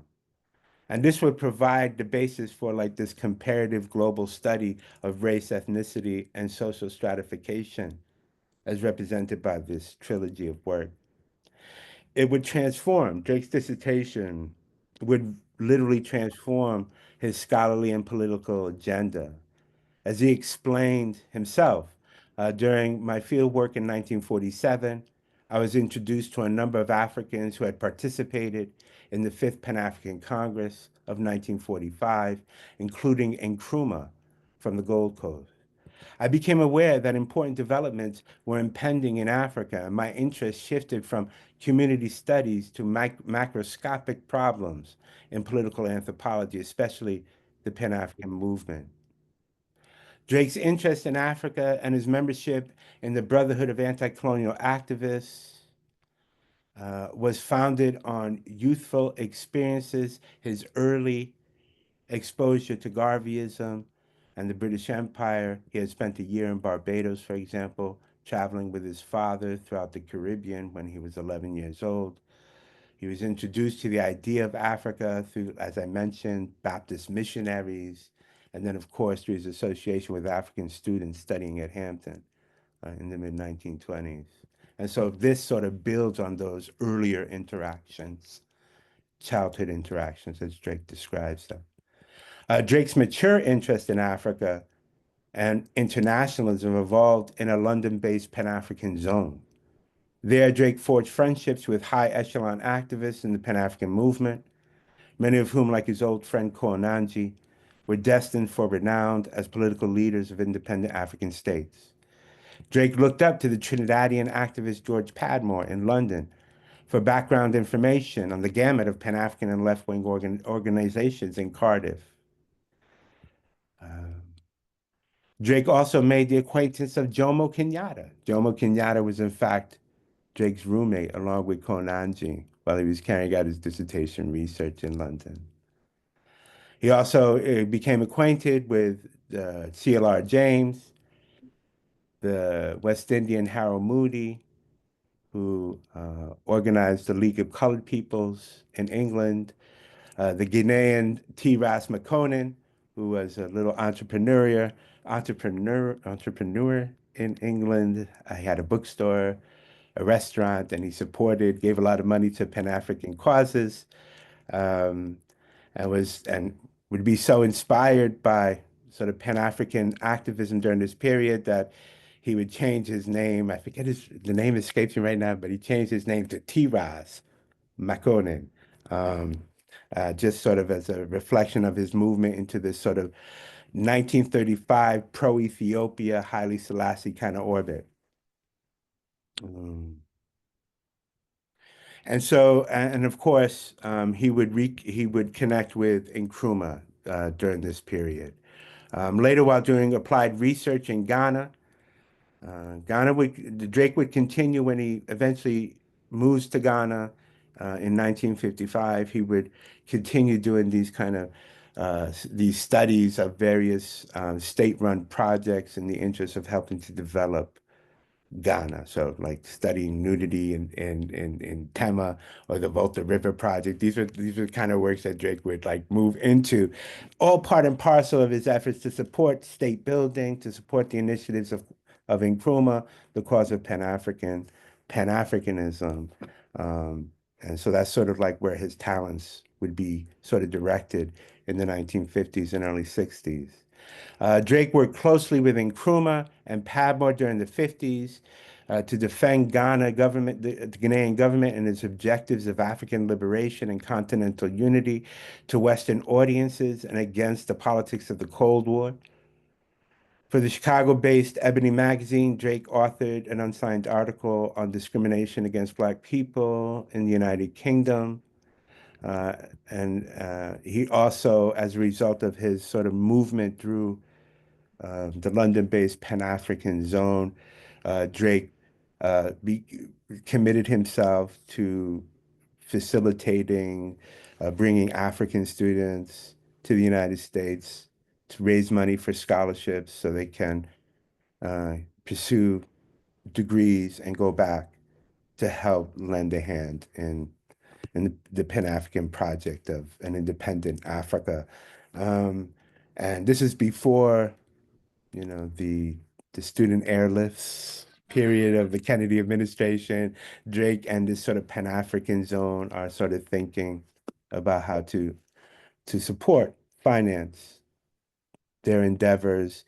And at this time, too, in addition to scholarships, Drake is actively moving toward institutionalizing the African studies as a program. And there's a lot that I can say about that, and we can maybe in the question and answer period, we could talk about it. So Drake's background in the Pan-African movement informed his subsequent writings on the role of African and Black studies as he continued his advocacy for a U.S. policy toward Africa guided by an understanding of the needs and aspirations of African peoples rather than Cold War superpower rivalry.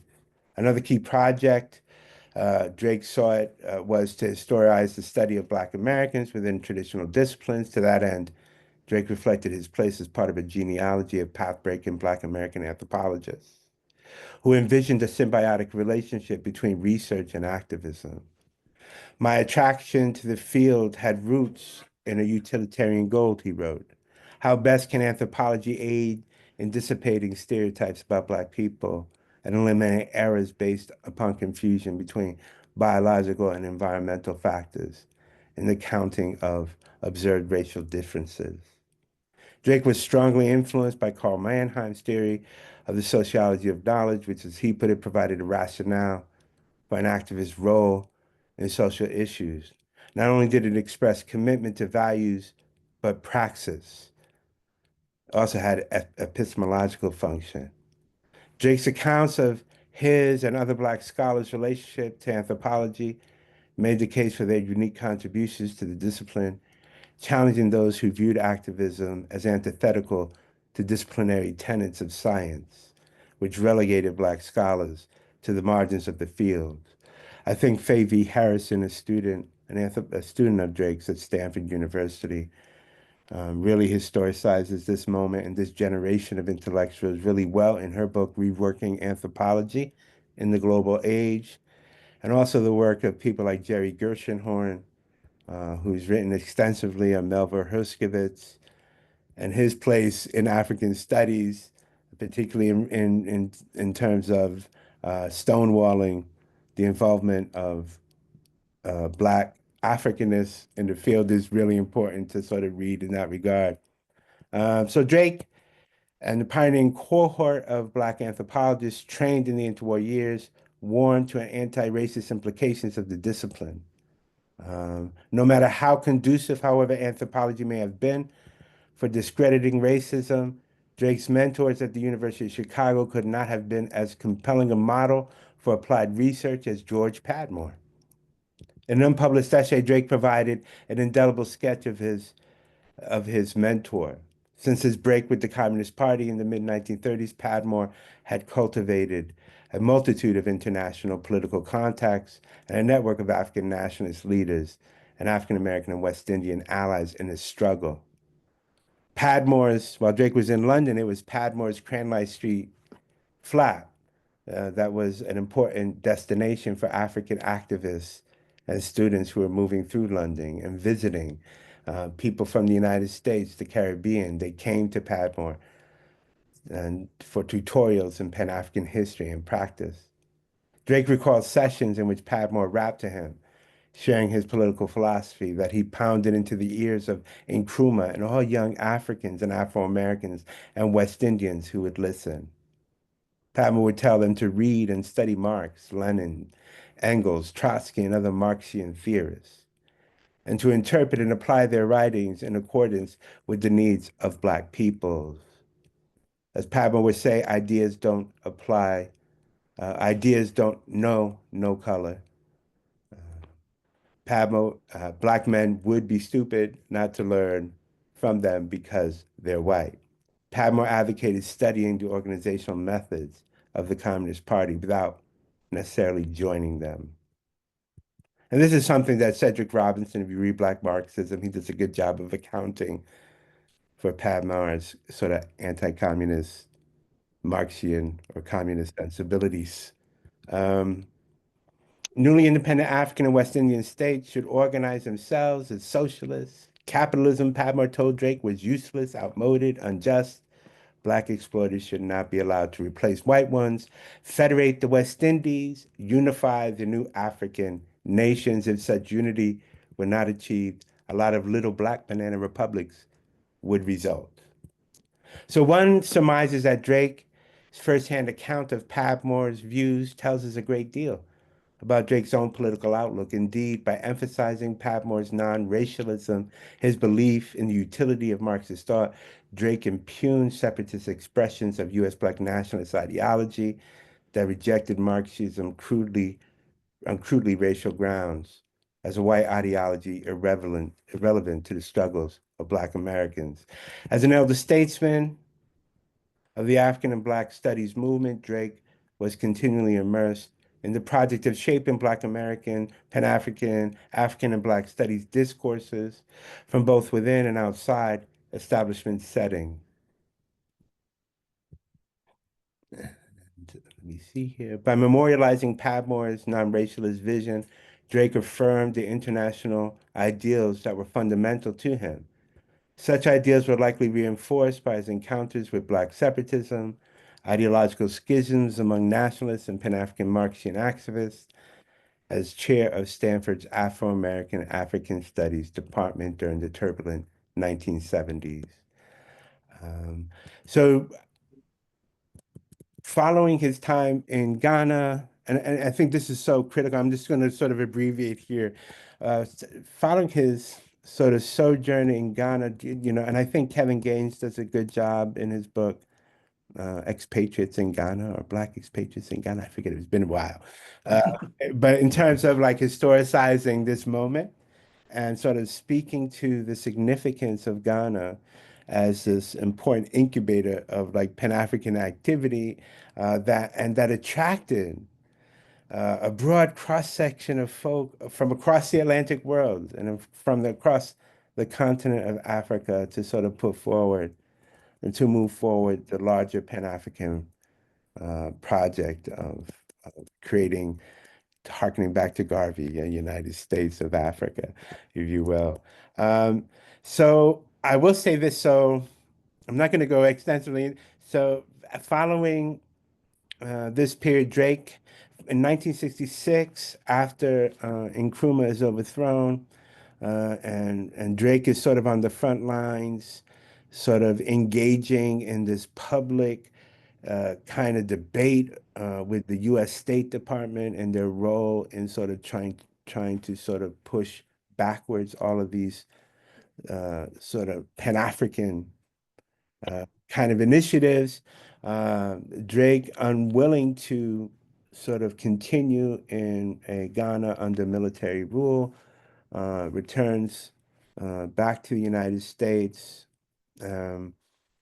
He's sort of critically sort of interrogating the place of African studies in the context of the Cold War as furthering American and Western European interests in Africa in a very negative way, not necessarily serving that sort of liberatory ends. And he turns his attention to Black studies, and he goes to Stanford, and he takes the helm of developing the Black Studies program at Stanford. And one of the reasons he gives for that, he refuses to stay in Ghana while under military rule. It was antithetical to the vision of Pan-Africanism. He also saw African studies as fraught, as sort of wrapped up in the tentacles of the Cold War and the interests of the State Department. And he looks at Black studies as a new possibility for furthering Pan-Africanism and Black liberation. And so he moves into that direction. In terms of his research, he also begins to turn his attention to studying the African diaspora in the Americas. And he would, from 1967 to 1974, he would write over 2,000 plus pages, 23 odd chapters for a volume that still remains in the archives called Africa and the Black Diaspora. Like before people were ever using the term diaspora, like Drake was actually creating a framework and a historical framework to think about the meaning of diaspora, the correspondence between differently situated Black communities from across the Atlantic world, the transnational kind of comparative relationships and experiences from across the Atlantic world and over this sort of long durée of social change. I would say, if I could pull it up here, I just sort of, I pulled a piece from the document where he sort of explains what African the Black diaspora is all about, but for some reason it's not showing up here, and I apologize. But it's like 23 long chapters. Each chapter is about 100 pages, and he looks at like these hotspots, these various localities across the Atlantic world, and he's thinking about the experiences of Black folk, the manifold, nuanced, discrete kind of experiences and overlapping relationships. And he's employing the term diaspora as suggested by the title for the first time before anybody else is really thinking about it, which is really amazing. And it really is informed, again, I want to reiterate this sort of idea of Drake's sort of diaspora as praxis. Which is really in line with what Missouri and West are talking about in terms of this global Africa. Drake would retire from Stanford University. He'd be there during some critical moments in the history of student uprisings, unrest, and he would sort of steer Stanford's program forward into the 70s. He would retire from Stanford in 1979. And his final decade or so, he would focus his attention on trying to sort of look at ideas about race and racism in these kind of broad sort of contexts, drawing on his training in anthropology, but also reflecting his steeped kind of grounding in history. He'd write Black Folk Here and There, and I don't know how many people have read Black Folk Here and There, but looking at evidence of race and racism in the ancient and modern world, and sort of making some real critical interventions in like the scholarship circulating in anthropology, but also in history. And he's very cognizant of many developments that sort of like maybe simplify discussions around race and racism, and even romanticize like these kind of things as ahistorical and universal. And so before we get people like Michael Gomez, he's writing Reverse It Sale, or he's thinking about like race and racism as sort of products of the modern era, products of the transatlantic slave trade, right? That have no precursor or antecedent in the ancient world, but is deeply connected to the story of capitalism, right? And to the rise of European empires and colonies, and how Black folk here and there are essential to unpacking and making sense of this history. And so that's it. I went on too long. I'll leave it there. Look forward, love to hear questions. Thank you, Drew. Yeah, you're welcome. We'll open it up for questions. We've got people online as well, and if you want to put those in your chat or just raise your hand, you can jump in. You can turn your mic off and jump in as well. So, does anyone? Yeah, James, go ahead. Yeah. So thank you so much. I thought that was quite illustrative. Offered a lot to think about with respect to Brett's life. I do want to ask about the possibility of erasing Elizabeth Dewey John's legacy in Drake's historical trajectory, his personal life, and what have you. The more you spoke, the more I kept thinking about interventions in the writing of Black metropolis, the work they did together in Ghana, and why is there some kind of silence in relation to this important character in Drake's life? That's such a good question. And I think it goes beyond Drake. I mean, it involves Drake, but it also moves beyond him, right? I think, I don't think like Elizabeth was one who sort of, was ambitious or sought the spotlight, right? Like, but she was somebody who wanted to facilitate Drake's success in a lot of ways, and at the expense of her own notoriety. And I will say that, and she did important work. Elizabeth Dewey Johns was at the University of Chicago. She did her dissertation was on on newspapers in Chicago, and how newspapers are sort of like perpetuating, reproducing these like problematic racial representations. And so she quite naturally moved into like the mass media project when Drake moved to Africa and began that. So that was like a natural kind of flow direction for her. And she does, like Elizabeth, she did write a piece after Nkrumah's overthrow where she was outspoken and critical of the U.S. State Department and the ambassador, whose name I forget right now, who was attached to that. So she was very outspoken and critical of that. But I say, like, the reason why I say it goes beyond Drake, because if you look at it, like, all of this interesting generation of Pan-Africanists, they had like these important like women next to them, and like they don't get any airplay. Like, I see that like with George Padmore. I see that with CLR James, even though there is some stuff like people have put together from their correspondence, like with Constance Webb, something like that. But like CLR James, George Pavmore, Jomo Kenyatta, like the fact that Jomo Kenyatta didn't write his autobiography, but it was written by this white woman who he like was involved with while he was in England. Like, but it's so important. Like they are writing, they are producing, they are thinking, they're sort of collaborating, but they don't get that recognition. So that's so I do believe though it not to sort of minimalize it, but I do believe there's like problems of patriarchy within. I mean, you can't ignore. Like, how do you within this like forwardly thinking community of folk, you know, and even maybe Drake, we can say is guilty of that, I think. That Just makes a quick sense? follow-up. Just a quick follow-up. So for those who are critics of Pan-Africanism there for today, with this gender and patriarchal underbelly be more arsenal for their campaign? I'm sorry.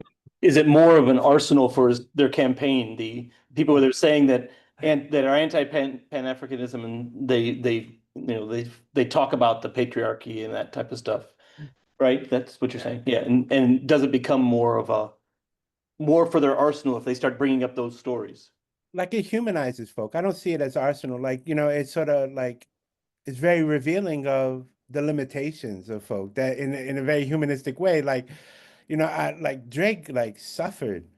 Like he couldn't make sense of his daughter who was a lesbian, right? Like he had a hard time like grappling with, and his daughter was involved in a relationship with Richard Wright's daughter, and like he struggled with all of this stuff. Like, but like he didn't know how to make sense of it. He had such like tunnel vision. But like when you look at these things, like I think it makes them more human, and it advances a deeper understanding of the ways in which and this is why I like Kevin Gaines's work, like going back to like, is it called, what is that showing Uplifting the Race? Remember you wrote that? Oh, the first one?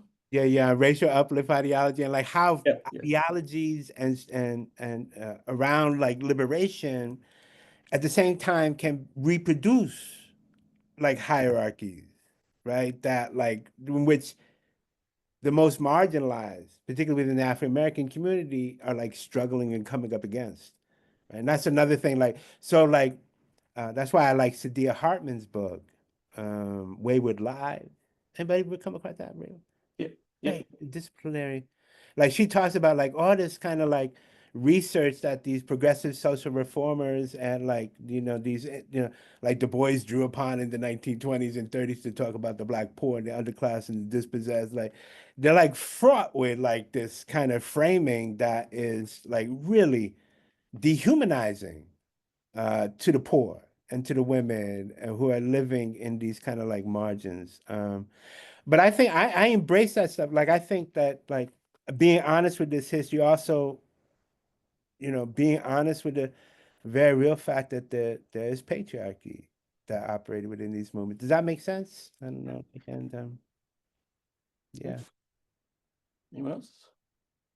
Yeah. Go Elizabeth and Peter.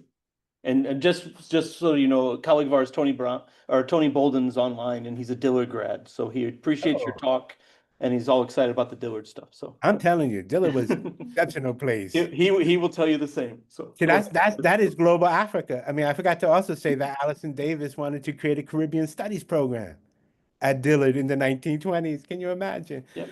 But didn't realize that. But I think you have all of these things that are at play that help to facilitate the creation of these spaces that counter, I think, these kind of dominant narratives. Nobody's thinking about like people are like marching, demonstrating, protesting, running through crowds with their cars in the 1920s. Like that's crazy. 30s. That's crazy. Elizabeth and then Peter. Thank you so much. That was really insightful. I do a study on the Never Digest and Black World periodicals, and I can see most of St. Clair's work go up until like the 1960s and 1970s. And what stands out most is his idea of negritude, or if we're talking really about the practice of diaspora in this case, and talking about negritude and him, his association with like not only like the Anglophone countries, but also the Francophone countries, and how he's getting that concept and applying it to himself, and then using that for, you know, placing that in his concept of like building this African studies, Black studies department. So if you could maybe say a little bit more on that aspect of how it applies to like Francophone countries. So it's fact. So Drake is, I would say Drake's involved, and it's too much to like cover like in this, but I do mention it. Like, so Drake was like heavily influenced by the Présence Africains folk. He was somebody who acknowledges like negritude, the negritude movement, and the sort of presence of like the significance of Leopold Senghor, César, Jean Price Mars, and Dumas, and like he sees these folk as essential. And in fact, he's so like sort of moved by the Francophone world, the negritude movement, that like it sort of spirits him into like the American equivalent, AMSAC, the American Society of African Culture, right? And so it's like, but I think it's important, like Drake also kind of, his experiences in this kind of like cultural movement during this period. He was a member of AMSAC, and he worked with folk in AMSAC, as well as Leon Diop, for example, from Présence Africains. Like he collaborated with them, worked with them, but he definitely, like somebody who is cognizant of like ruptures in Pan-Africanism that sometimes fell along like this sordid kind of distinct, discrete difference in terms of colonial legacy. So, and prevented, and I think at the very base level, like language, but also colonial experiences prevented, sometimes undermined collaboration between Francophone, Anglophone, Présence Africains folk, AMSAC folk. In fact, the whole thing falls apart in the context of the Cold War, right? AMSAC sort of, you know, all this stuff gets like exposed about AMSAC having connections to the State Department, taking money from the CIA. And Leon Diop is like from the Society of Africa, is charging American AMSAC folk with like spying on Francophone folk, and like, and but the whole thing sort of falls apart. But I think Drake, if you look at how he talks about like these sort of international meetings, from Bandung to the All African Peoples Conference, like, you know, all these kind of like opportunities for collaboration, Drake oftentimes talks about how this differences and discrete differences in sort of like colonial experience sort of undermines collaboration. Does that make sense? And he wrote a lot, like Du Bois, as you mentioned, you referenced the Drake's writings in the Negro Digest, you know, and Drake wrote a lot on that theme. But I think there was some like frustration that was shared, like by many within the sort of Pan-African community as it related to Francophone folk. Pamo, very critical. Mine is an area that you thought you said would have spoken more to if you had time. I mean, your talk is very excellent, and I'm interested in Drake's engagement with the African studies field, the politics and the intrigues at that time, because you see in the early phases of the African studies where you have a number of African Americans engaged in the field, and then on you have that field. I mean, a number of them leaving because of the intrigues and politics. So if you could be able to speak to that piece, Drake is part of that early group that engages the field and engages African civilization, but later then you see a number of layers that come into the field. Yeah, that some of them don't engage much. So do you hear the question? So he's asking about the creation of African studies, how much Drake is there you've got African Americans involved in the ASA originally, right? And then Yeah. rupture. Yeah. You can spill the dirt on Herskovits as much as you want. So, Yeah, okay.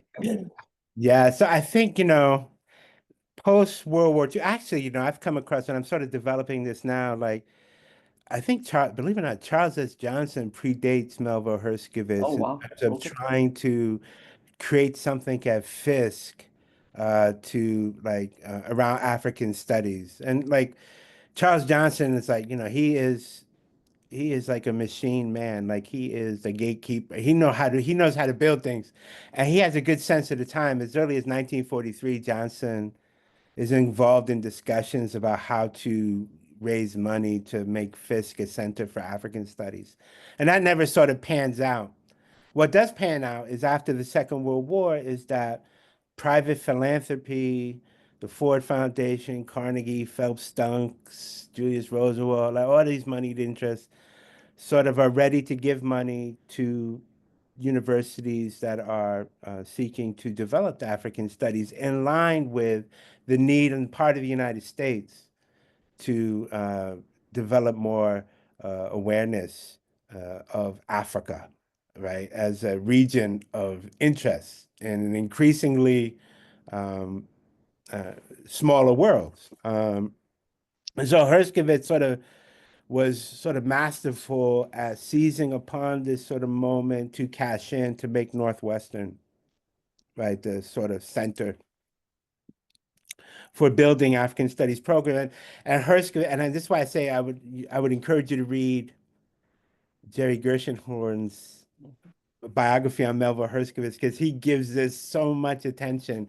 But he talks about the special relationship that Herskovits had relative to like cultural anthropology, the study of African people, the role, the myth of the Negro past, his book there, his relationship to like foundations going back to the Carnegie stuff.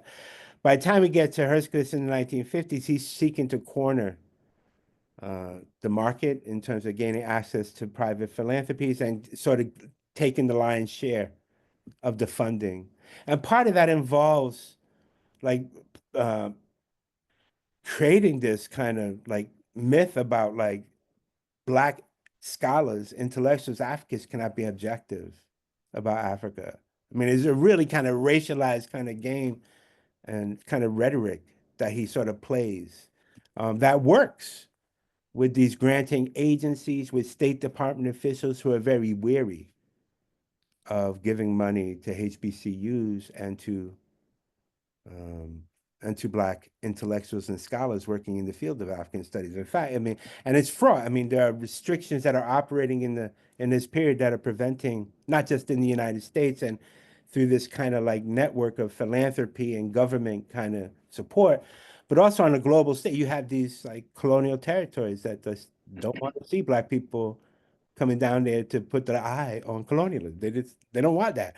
And so they're sort of working against like the colonial apparatus in Africa itself, which restricts the free movement of African Americans who are interested in helping to develop African studies. And people like Ralph Bunche, for example, who try to get out to Africa, has to like get all these special permissions at many levels, and through this long and arduous process of appeal, he finally is able to like travel to some parts, but he's like the only one. So I think in a lot of respects, so there are a lot of restrictions that are working against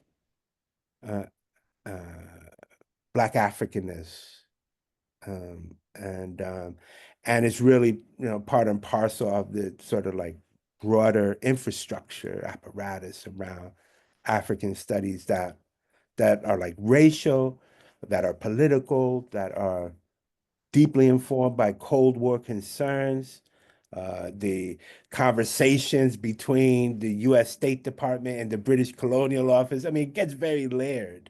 And so Drake is coming up again, and then Drake comes to African studies with this kind of history of activism that just automatically puts him in the the high, and it puts him into the attention of a whole bunch of folk. In fact, was it Phil Fulbright, like showed up when Drake to a meeting of the committee reviewing Fulbright applications in the 1950s, and Fulbright and Senator Fulbright said, no, don't give Drake any money. You know, this guy is like really troublesome and like has this checkered past politically. He's a communist. Don't give him like he actually that was like one of the few times where Fulbright actually voiced like opposition so forcefully. So that's sort of the struggle. So Northwestern received the lion's share of funding for reasons that speak to the dynamic way in which Herskovich was able to capture those dollars. After which Boston University would develop an African Studies program. The guy who ran the Boston University program, a man by the name of Brown, I forget his first name right now, but he worked for the State Department before he was given the position at Boston to run the African Studies program at Boston. And then University of Pennsylvania, and eventually you start seeing these US-based African Studies programs, but always throughout the duration of his life, Herskovich garnered the most support, and he sort of worked to effectively sideline Black Africanists, right? From who gets invited to conferences, who's able to publish their work, who's able to get funding. I mean, that's some serious kind of like crippling that folk had to work against. And it automatically forced people like St. Clair Drake and Horace Mann Bond at Lincoln University and E. Franklin Fraser, all these Black scholars to sort of come together to try and work around these kind of limitations. So is Drake involved in the 69 break? Oh with yeah, African studies? So that's I think the last part of Peter's question. So oh yeah, so yeah. he's supportive. So in Montreal, when like the Black Africanists sort of walk out, Drake is supportive of that, but he's also like very cautious as well.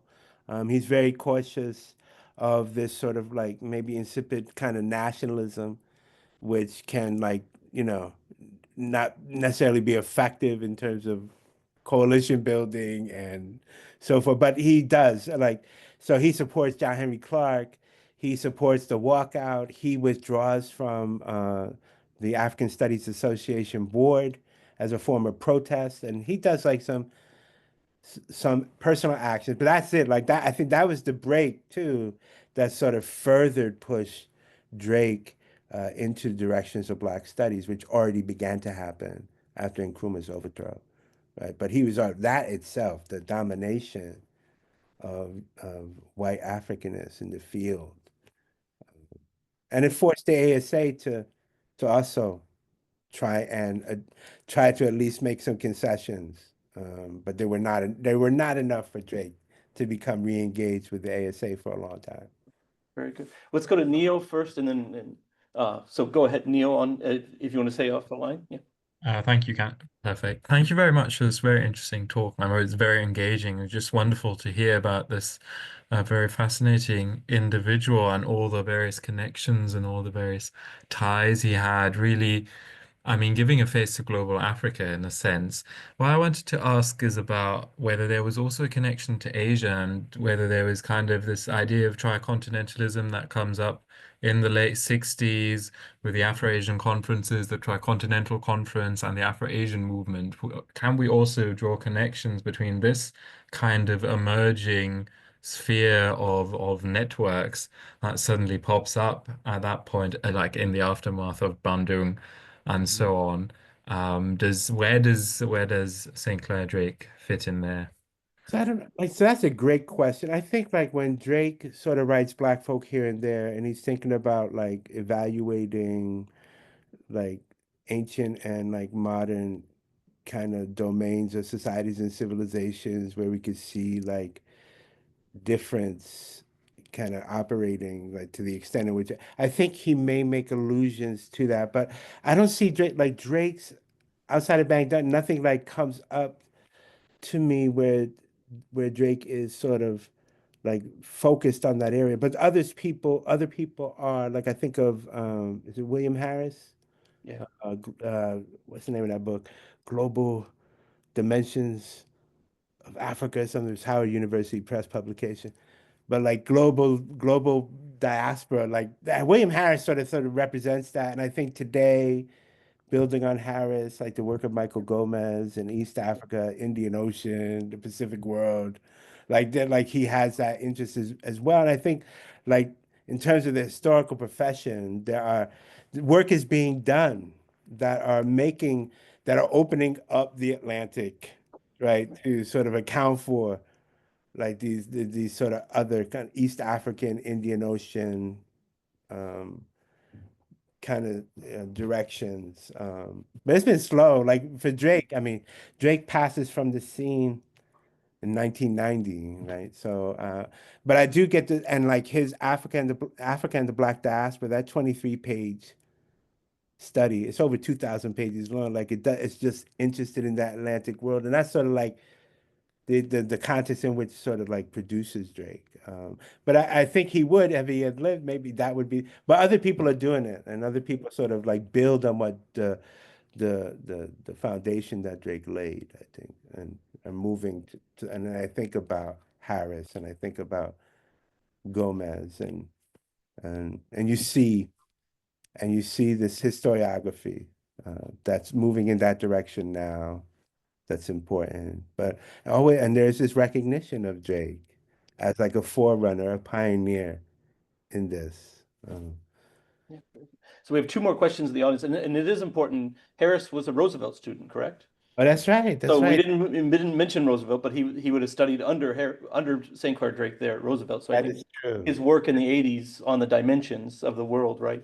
That's certainly carrying on Drake's legacy, and Harris would see that, right? Yes, yes. So a lot of people, I mean, again, this is sort of like where my book sort of makes those interventions, like, Roosevelt is this incredible place. And I think about like, our own mentor, John Bracey, student of Drake, his sort of interest in a diaspora was sort of facilitated by his interaction. And then Darlene Clark Hine. Right. Right. And the Institute of the Black World and all that. And the Institute of the Black We World, keep and going. Mr. Harding, all those people like are influenced by Drake. And even Michael Gomez, like, people read Black folk here, even Gomez and Harris, all of them. Like, so yeah, you're right. Yeah.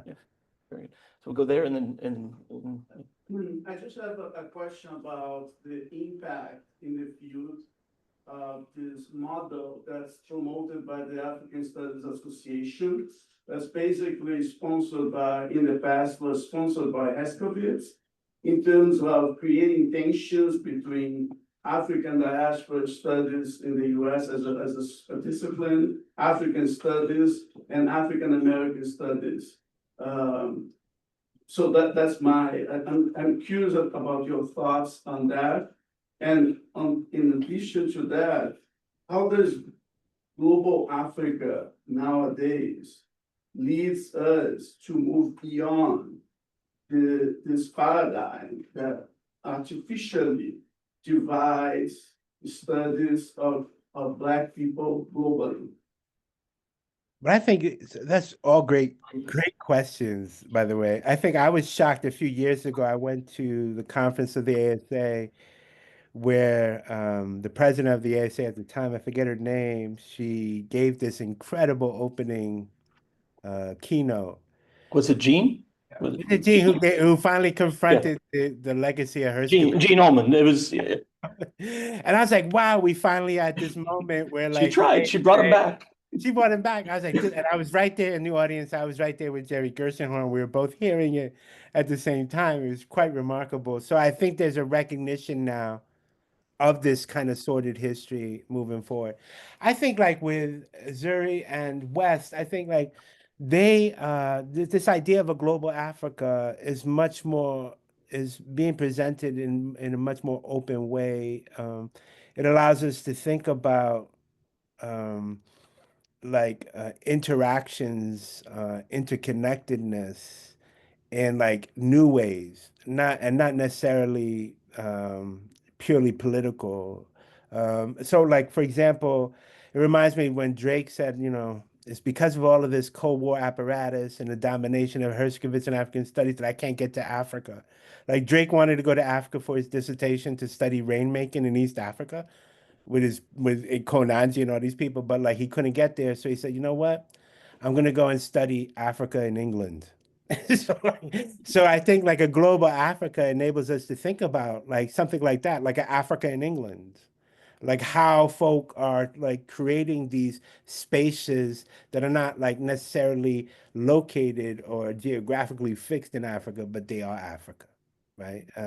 Like they're in Africa in terms of what they represent, how people identify with these spaces, how they move through them, and it reminds me of like Robin D.G. Kelly, like his like kind of approach to thinking about these kind of like formations, like this in Africa, but it will do kind of stuff. Like a different way, like to think. And so I think this idea of global Africa allows us um, to sort of account for interactions, interconnectedness, but also for the multifaceted way in which Africa and creation of Africa as space, be it physical or ephemeral, state of mind, like how it sort of plays out.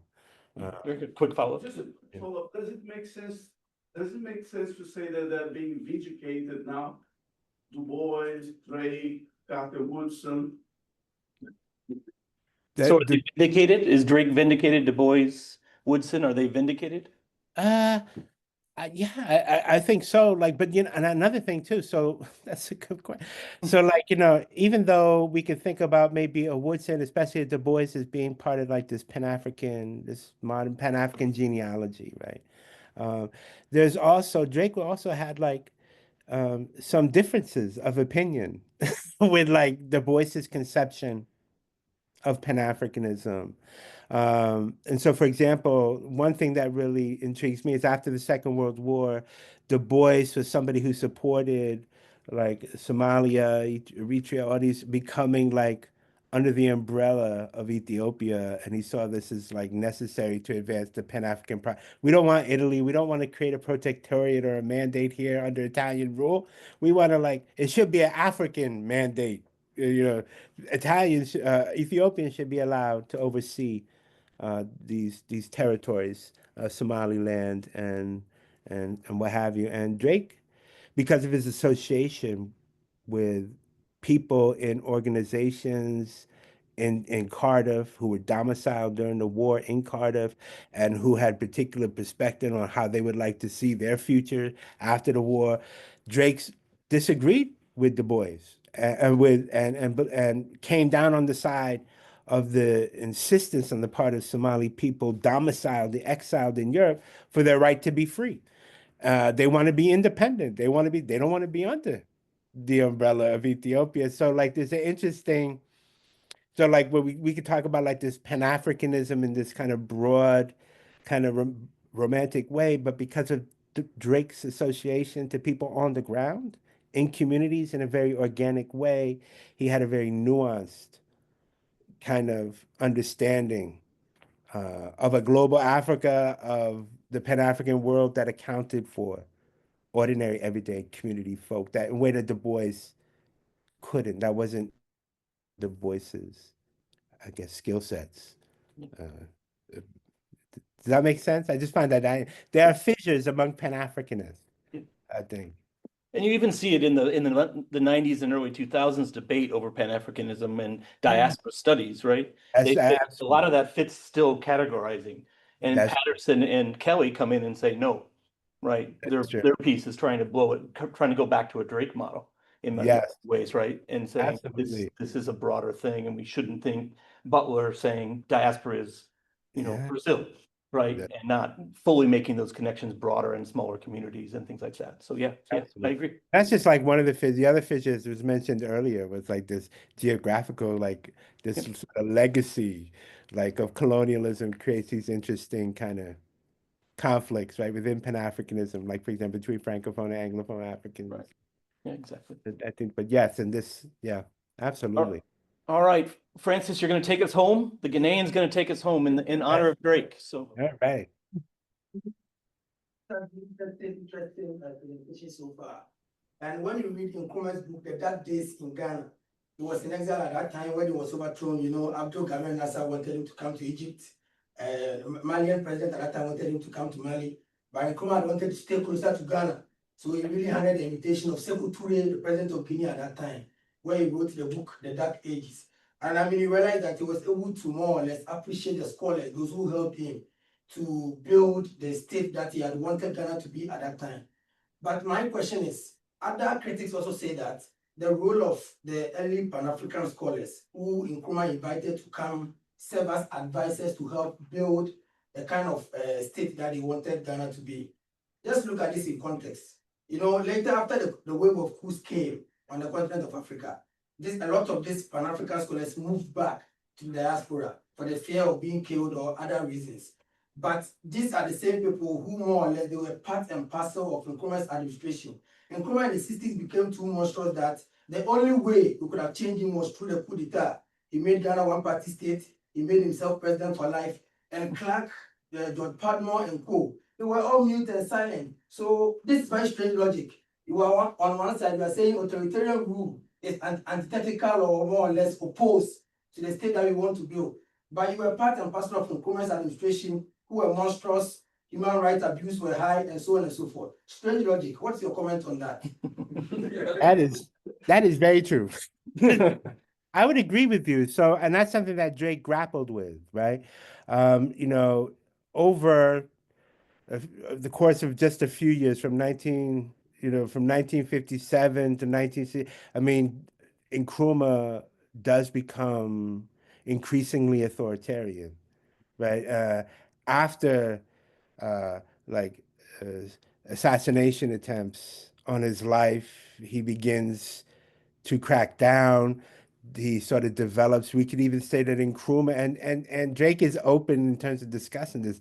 Nkrumah develops a larger than life kind of ego. This idea of like Nkrumah-ism and like the African personality and this Sajifo kind of like sensibility, right? Is something that's very real, and people like, and no doubt, like, and again, this points to this idea of the limitations of Pan-Africanism on the ground and an experience by folk, right? Locking up the opposition, throwing them in jail. Like Nkrumah did that. Like you have to like come to terms with that. People were in exile, right? I think about Busia, Kofi Busia, like who was in opposition to Nkrumah and the Convention's People's Party, and like he had to take exile, right? In fact, the whole reason why Drake ends up at the University of Accra is Ghana is that Busia says, "Here, I need you to come here because I got to get out." Like, so he goes to the sociology department because, and so like we're aware of those kind of like political pressures, and those are very real, and they also, and they have to be assessed and evaluated as part of this sort of larger Pan-African project. And there's a lot of stuff in the archives that I've come across, like letters written by Africans themselves who are starting to feel the authoritarianism of Nkrumah bear down on them. And it's so interesting, like you can see how over time in the early years of Nkrumah's government, like people are very hopeful. That's like the golden age. They're longing for some beautiful, like a beautiful future. But like midway through, people are like, hey, what's going on? Why am I not allowed to like live in this kind of house that's being reserved for all of these Nkrumhites and all of these like Pan-Africanists who get to have air conditioning? Like what's going on? Like people are getting mad. Like why am I paying for this Pan-African dream that's not putting bread and butter on my table? Like those, and we think about like what are the things that are pressuring that lead to Nkrumah's overthrow. I think there's a Cold War pressure, but there's an inattentiveness within Ghana itself to the opposition that just grows over time and just serve to effectively topple him. But I do think what is very interesting and like is like Ghana today, you know, this sort of recovery of Nkrumah, this rediscovery of Nkrumah and his vision for a Pan-African, like that's being sort of presented as a sort of direction for. So it's almost like Nkrumah is being revived, and Pan-Africanism is being revived, and people are rediscovering him for the first time, right? But all of that to say, again, I think we have to be honest. Like we have to, like the experiences of folk on the ground was something that Nkrumah lost sight of. I think he got like an inflated ego. And then, and by the time he goes to Guinea, when he's sent into exile, I mean, he lives another decade more before he passes from the scene. So he didn't really have a long enough time, I think, to self-correct. And I don't even think he would be welcome back, necessarily. So, yes. A fantastic question. Absolutely. Well, let's give Andrew another round of applause. Great, Andrew. Thank you. Thank you. Thank you. Great to see you. Likewise. And Kelly says hello. So. Oh, tell her I say hello. We've known each other a very long time. A very long time. I want to thank everyone for this conference. I want to thank my colleagues, Glenn Adams, Luciano Tosta, the African Studies Center, the Global Studies Center, collaborated with AAAS. It was really their idea. We followed along. To do this, I want to thank Jen, Doreen, and Megan for everything that they do, because they really made this thing run. And I appreciate everything that they did, and I appreciate everyone that came over the few days, the people that were on and off online, and it shows us that we were doing it. I think, Glenn, just to give you a perspective, Andrew, the other day we had 3 continents, 7, 8 countries at this time, 4 continents, 7, 8 countries at the same time online. Wow. So we did do something, right? Wow, absolutely. So that was pretty incredible, right? To have that, and shows us what we can do in person and hybrid. So absolutely chaotic sometimes that links don't work the way they're supposed to, right? But thank you very much. It's great. As I said, great to see you. Great talk. You may have people reaching out to you. Absolutely. Sure, once they find your information, right? Absolutely. And welcome. Any questions, any ideas, send them my way. Absolutely. Absolutely. Let's keep it going. Maybe we could do something. Yes. Yep. All right. Well, thank you. And we're closing it out, Drew. Thank you very much. Thank you. Thank you, John. Bye. Bye.